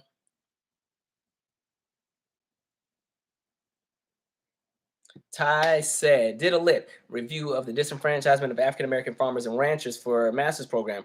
Professor tried to discount the findings. Yeah, that's the other thing. Look, don't get me started on discounting the findings with these stupid people we got in power right now with the Stop Woke Act in Florida and everything else. I thought Trump was one loony one, but DeSantis, if he get up in there, he gonna be 10 times worse. Um, man.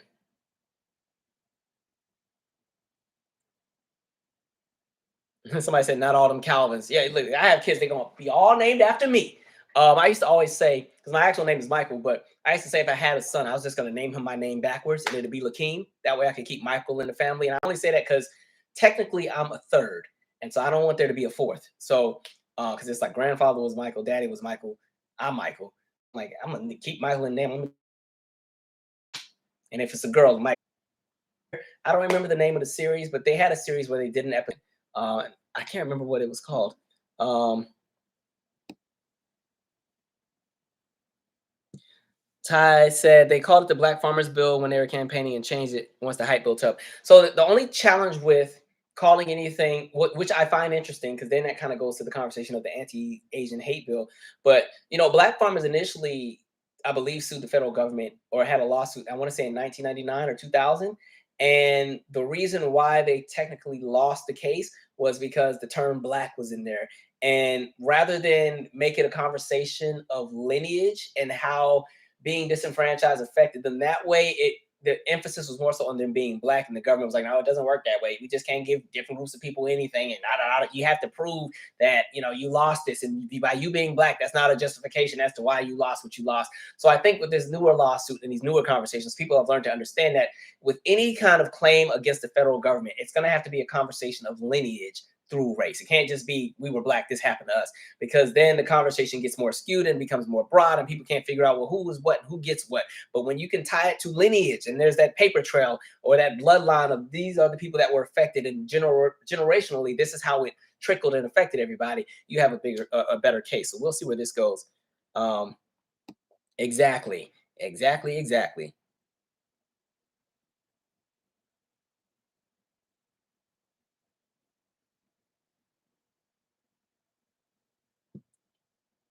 All right. Getting to one last thing, because okay, I'm a little lost. I, People thought this was great. I don't think this is great at all. We also covered this story a few times where we talked about the black families that had their land stolen in California, like Manhattan Beach, right? Where it was this black owned property. It got snatched up by eminent domain. I think I had an article piece I was going to read before I told the story. It's not going to be a long one. Land taken from a black couple through eminent domain in the 1920s and returned to their heirs last year is set to be sold back to Los Angeles County for $20 million, officials said Tuesday. The beachfront property in the city of Manhattan Beach was originally purchased by Wilma and Charles Bruce in 1912, who turned it into a resort for African Americans known as Bruce's Beach. The resort faced opposition from its white neighbors, and the land was ultimately seized under eminent domain in 1924. After city officials voted to return the property to the Bruce family last year, their decision to sell was announced on Tuesday. This fight has always been about what's best for the Bruce family, and they feel what is best for them is selling the property back to the county for nearly $20 million and finally rebuilding the generational wealth they were denied for nearly a century. Chair of the County Board of Supervisors, Janice Hahn, said in a statement. I gotta take a sip on this before I even. Okay, so here's where I am with this one. That land is worth more than $20 million. It's worth so much more than $20 million. But I read that one of the challenges the family had was because of the zoning laws that were there. And I think this almost goes back to those same conversations of heirs land being as is. They weren't in a capacity to be able to expand or do anything with the land. It had to exist as is, from what I've been reading. But I personally think that one, like I said, that land is worth more than $20 million. But if the shoe was on the other foot and it was on mine, I would have leased the land to Los Angeles County. and they would have paid me for it, but they would have still been mine. Like I think they would have had a better deal leasing the land out and letting the county do whatever, but they constantly the land would still be theirs. And so even generationally, like as generations continue and carry on, there's still something that's there. $20 million is a lot, but we don't know what that is. You know what? How much is going to taxes? How many people got to split it? So on and so forth. And if we're talking about generational wealth, I just think it would have been wiser to lease the land. I feel like they got lowballed by a lot because that land they probably could have got close to 9 figures for that.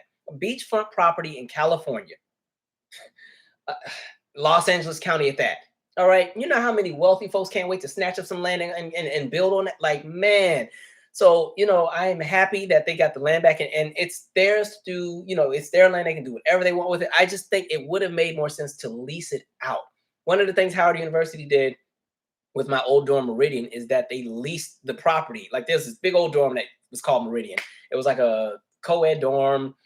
It used to be a hotel in the city that the troops used during World War II and everything else like that when they came to town. And then Howard bought the property, I think, I forgot when, but I know it was a dorm for Howard, at least since the late 60s. But they recently, they leased that property in that land to the city for, I think the lease is like a 99-year lease or something like that. So that land will always still belong to Howard, and Howard will always be able to make money off of it. On top of that, that specific piece of land is pretty much what you call on Embassy Row. So it's on 16th Street in DC where all of these embassies are. So there's always going to be money on that side of town, and real estate is only going to go up. So even when you talk about like where the Obamas once lived, when they used to live on Colorama, that's not too far from that property. So, it was smart to lease that out because, a place like DC is constantly going through a change and prices go up and go down and vice versa. But, the thing about land and property and leasing things out is that, the money still comes to you. And when that lease is up, now you get to bargain and you can really raise the stakes and get more than what you initially bargained for. Like imagine, well, most of us probably will not be here 100 years from now, but imagine 100 years from now when it's time to renew that lease or renegotiate. Imagine how much more money that university would get. So that's how I would look at it. I just think $20 million is a loss. I really do.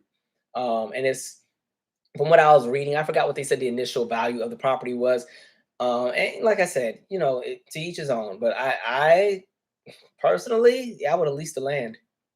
But I think that's kind of the setup, that conversation of as is and not being able to expand because of zoning laws. And it makes me wonder when those zoning laws came into play. Because again, if this was bought in 1912 and then it was eminent domain in 1924, remember by 1924, you had all the covenants in regards to redlining, where they were starting to split up the cities and delegate who could live where and who couldn't live, in different areas. So if they started making zoning laws, I'm sure the zoning laws existed before the eminent domain claim was there, and they purposely made it where, businesses could not be built in this specific zone. It could only be homes for residential areas. That way they could make money off the land. And I bet you nearby in some of those other beachfront properties, they got all kind of businesses and taverns and restaurants and karaoke bars and everything else. But that specific plot, there was a zoning law right there where they couldn't do anything. I'm gonna look that up. We're gonna come back to this one. They think we stupid. Somebody said they couldn't lease. It was too much red tape. But then I was just gonna hold on to the land. Y'all just, I don't know. Dang, they made it impossible for them. Okay, so I'm gonna have to go read that up too. They made it impossible for them to lease it out. See, you see how trifling people are? All right. That's jacked up. I hate to say it. It's a miracle black people that just don't start burning everything down. I've said that a million times. Y'all better be happy we are very, I don't know, because I said that before. Keep playing with people. Goodness. Mm, mm, mm. It's sitting in my spirit right now that y'all said they weren't able to lease it out. It's sitting like right here. Peace, peace. Remember, we're burdened with poise. Nonsense, man. F that. F that.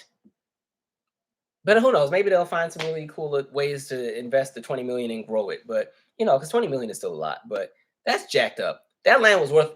I would have sold it for more than that. Then if they were going to sell it, I'm selling it at least for 70, at least, and that's my low offer. I don't even want to sell it for that. I was going 100 million straight up. Y'all can build, football stadiums on land and do all that for billions of dollars, and now I got this wonderful beachfront property that's pretty much untouched. Telling me it's only worth $20 million. Okay. I done seen people in MTV cribs that got houses worth more than that. Anyway. Mm, F that. See ya. All right.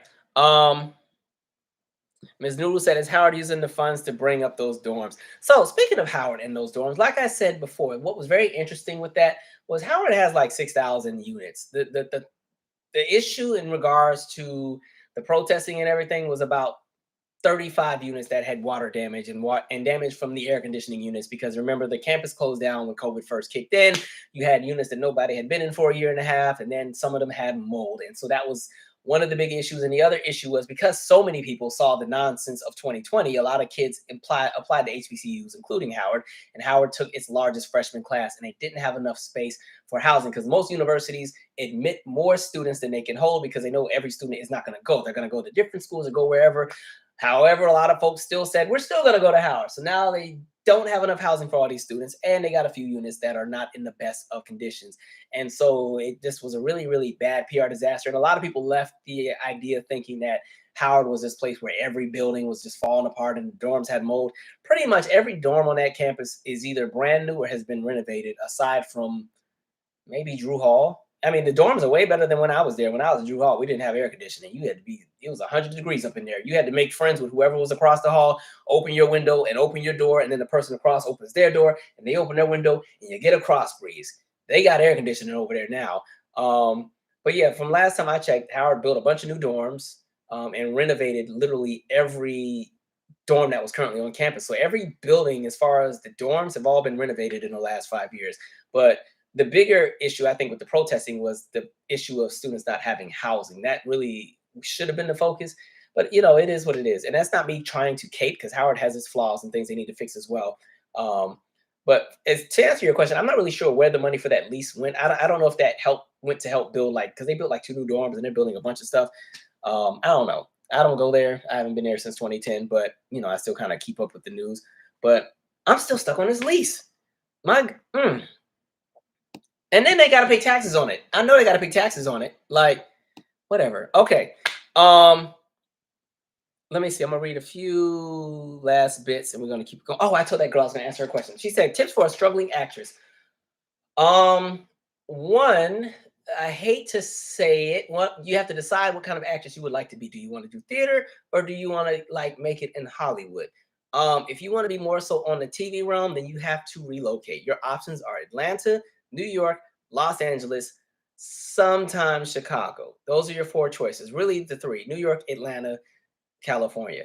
Atlanta's up and coming, and Atlanta's up and coming because they have different codes and laws in regards to filming. So a lot of productions have been filming in Georgia. California is great, but you can also get your heart broken there, because everybody in California is a singer or an actor or a director or a producer or something. Decipher whether or not you want to join SAG. A lot of times, some people that are up and coming choose not to work with SAG just because SAG has a lot of regulations, but SAG gets you in the door a lot faster. If you have enough credits to your name, I say get an agent. If you don't have a lot of credits to your name, then do a lot of what I say, like do a lot of student films.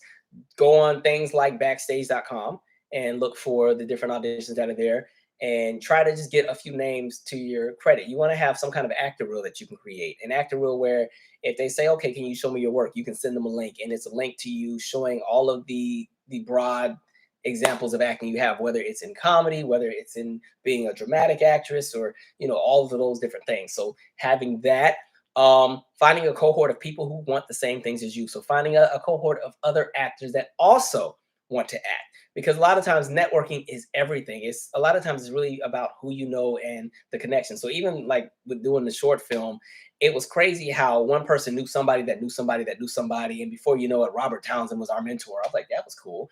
You know what I mean?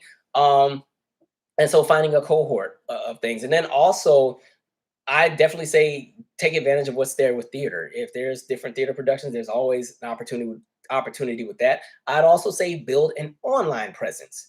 You don't have to do YouTube and be like me talking politics all day, but do something where you have some kind of following. Because at this point, this is more so with music, but I think they're doing it sometimes with acting as well. People look at your numbers. People look at the footprint that you have on the internet to determine whether or not you're specifically who they're looking for whatever role it is. It depends on the kind of work that you're trying to do.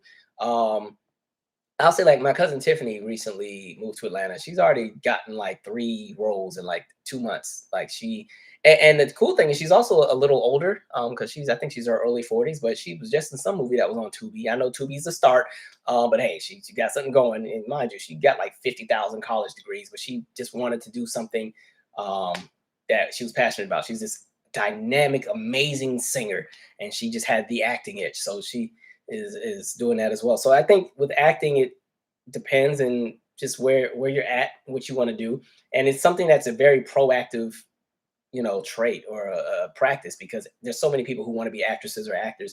So it's a lot of online work. But I think if you're somebody who's comfortable making internet content, I always say build an internet following. Like I look at the Kev on Stage guy, and it's so cool because um, I remember like 2010 he used to perform at Nate Jackson's super funny comedy show in Tacoma, Washington. He used to always perform on that.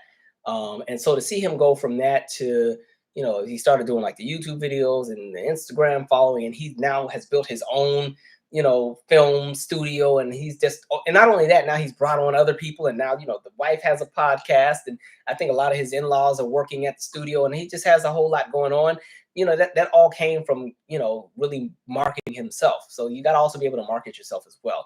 Um, I don't know why I'm saying this like I'm some actor, but just from what I've read and what I've seen, that definitely I think is a great start. So yeah, you just want to kind of have a portfolio. And one thing I've said, and this is not just for acting, this is for anybody that wants to work in anything.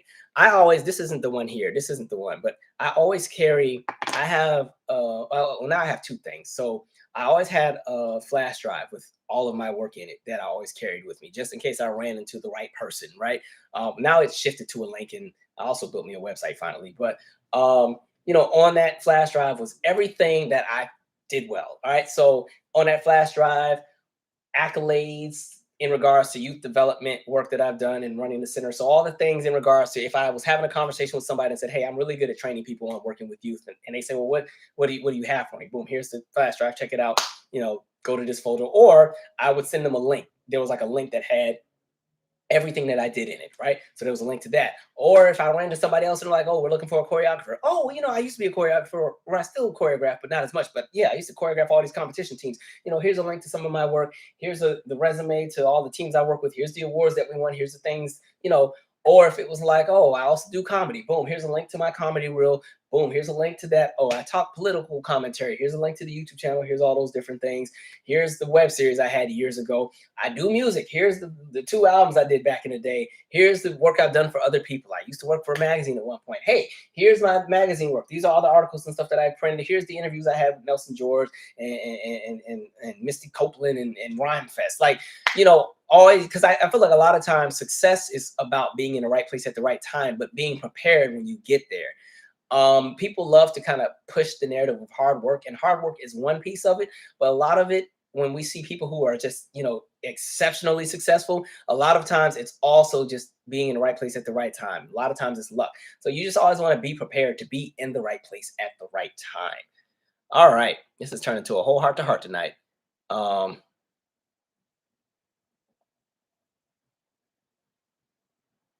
Charles Turner said, what do I think of Chili from TLC's voice?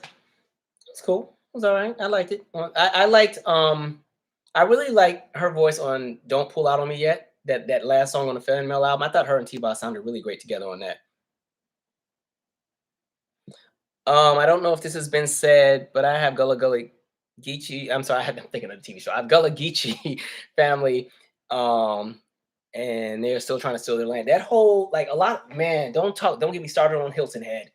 Man, they even stole so much of the people's land. I told you guys we discovered that some of the family I have in, further up the line are Geechee. We've lost contact with who's who, so that's still a project. Me and my cousin Tiffany have been trying to do the lineage thing, but we cannot get to anything before 1881. We're still stuck at 1881. It's so irritating. But we at least got to my great grandfather, who was named Calvin. All right. Let's see.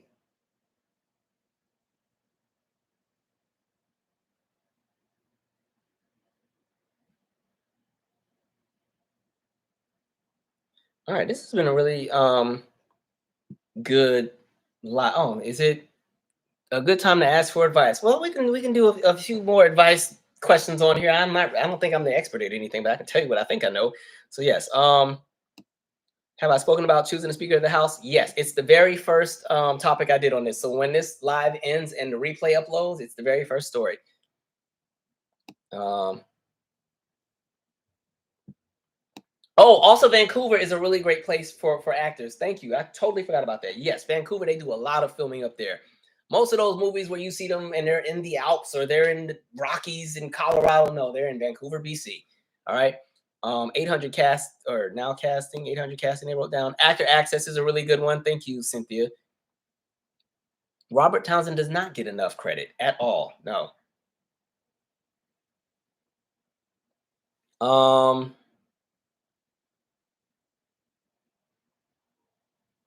That is so sad, but not surprising. Carbro. I don't know what that's. Oh, that must be about the land. So check out Kev on Stage's masterclass. He teaches about how to market yourself and build a social media presence. I saw that on my Instagram ads. It's kind of cool. You know, like I went to school with his sister-in-law. Like we went to the same high school. So it's kind of she used to I think she was at Cartoon Network and then she was at Netflix, but it's kind of cool to see everybody coming to their own. So that's really dope. Um,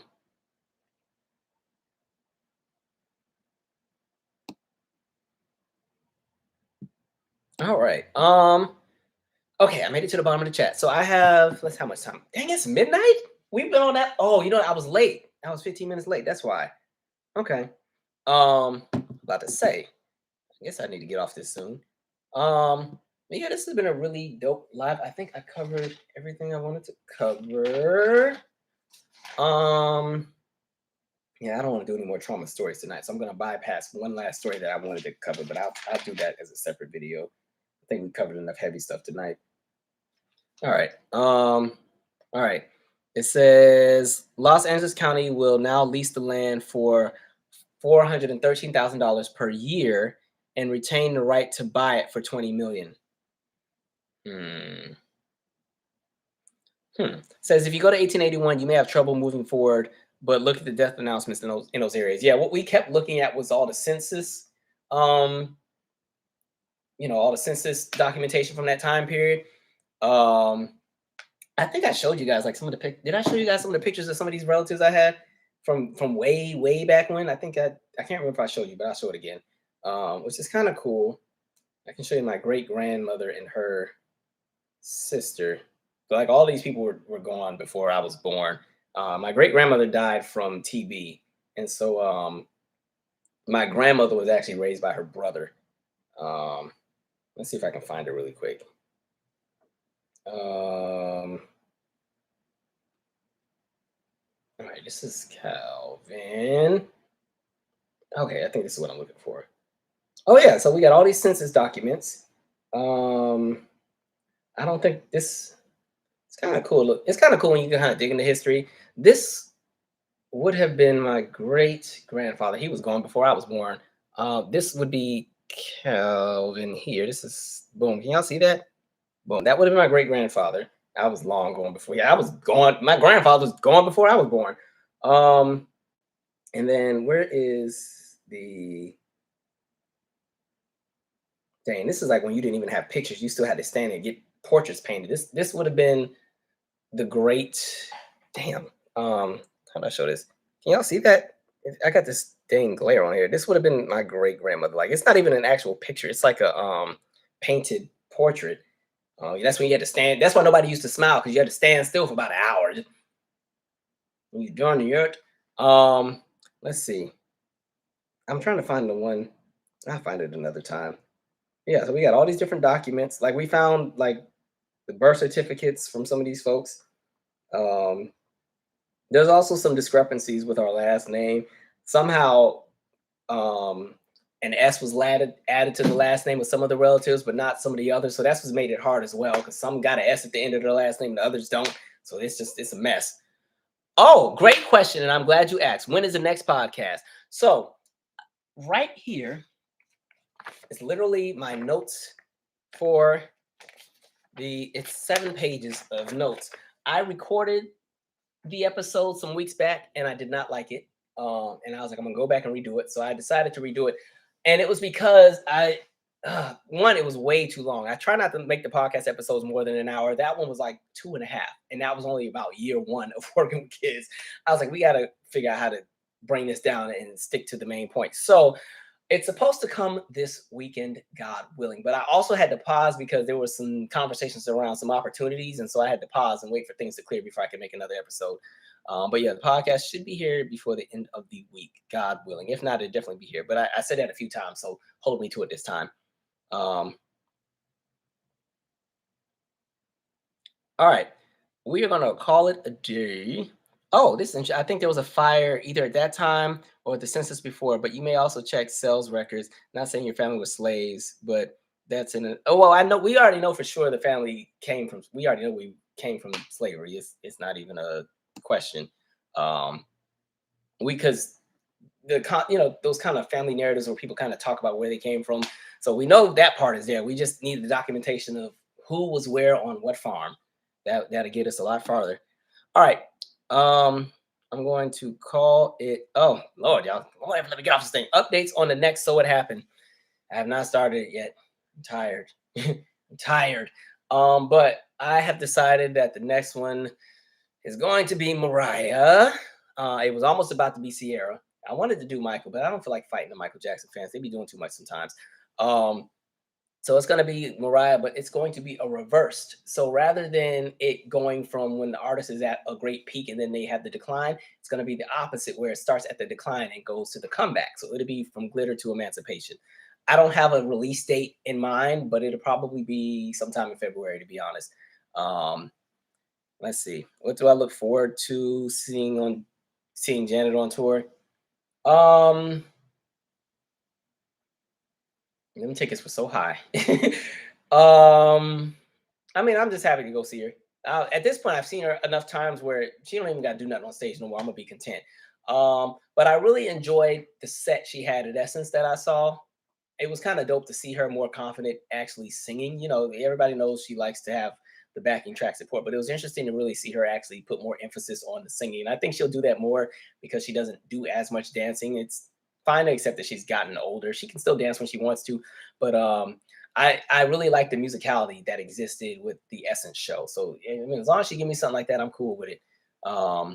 Set list, she's gonna do her greatest hits type stuff. I don't really have any demands because I feel like I've seen her at her not really her peak. The first time I saw her was in '08, but in '08 she was still doing them 2 hour and 50-minute shows and spinning on her head and water flying out of the stage and stuff. So I'm content. I'm just happy she's on tour.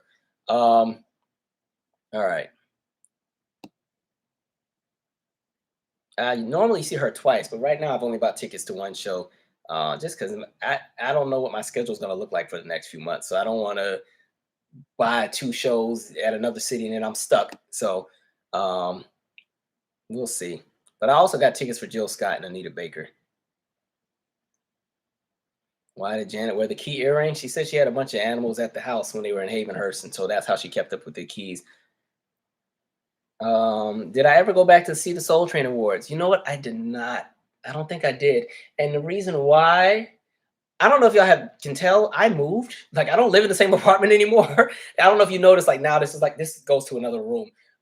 It just kind of looks like the same setup, but this is not the same apartment. And so I think around the time that the Soul Train Awards had come on, like I know my mom had come to town, but I switched cable packages, Xfinity and all that. I was going through the shift of like relocating and changing the cable, doing all that other stuff. And so I think I can't remember. I did watch the Escape performance though. I watched that on YouTube. And I did enjoy that. But I don't know if I sat through the whole Soul Train. I don't remember if I watched it or not.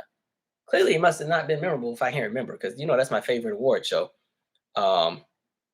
Yeah. Oh well.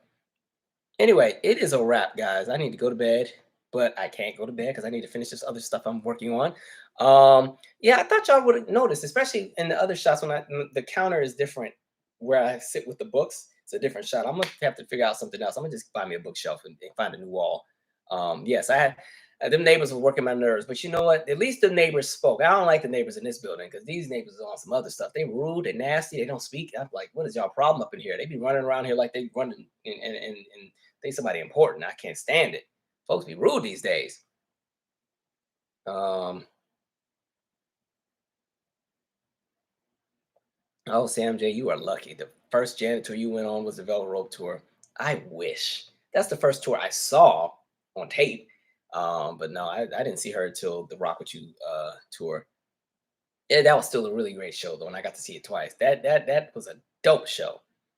Now a show I'm pissed that I missed was Jasmine Sullivan. She sold out the anthem so fast, and there weren't even tickets on StubHub. I'm like, damn. And I told y'all Duckworth was in town some months back, and the show was sold out. I didn't get a chance to go, but I ended up running into him when I was on my way, like I think I had to stop at the bank or something. And he was sitting on the sidewalk because his hotel was right by where I live, and I was like, that looks like Duckworth. Hey, so that was kind of cool.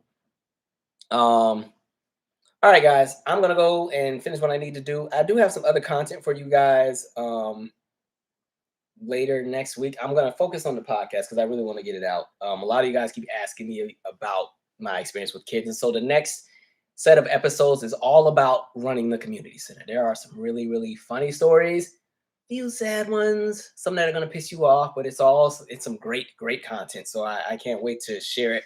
I just need to figure out how to piece it together. Like the challenge has been telling it from my perspective, but telling the experience of because like when I was listening to it, I was like, this almost sounds like a sitcom episode, which was great, but it was like trying to just center everything. Like the thing I love about working with the director on the last project was that she was really great at telling me well, this was for film when we were doing the scripts, show it, don't tell it. But it doesn't really work with a podcast because you have to tell it because you can't show it. So it's like trying to balance out how to successfully tell the story and get it out without going too far off the deep end. Because I am obsessed with putting everything into context. And so sometimes people get mad because I will segue into 50 conversations to have one conversation. So I know on the Whitney documentary review or the movie review, they're like, oh my God, you talked about 80 other artists. And I'm like, yeah, I was trying to paint the picture so you all could be there with me while we were having this conversation so you could see it how I saw it.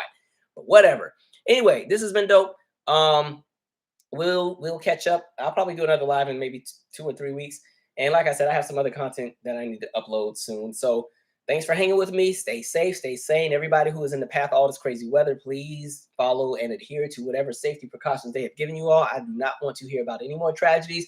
I don't want to hear about any more hashtags. I want nothing but good news. All right. We're coming into 2023 with some good energy. All right. No nonsense, no foolery. And on that note, I'm out. Good night.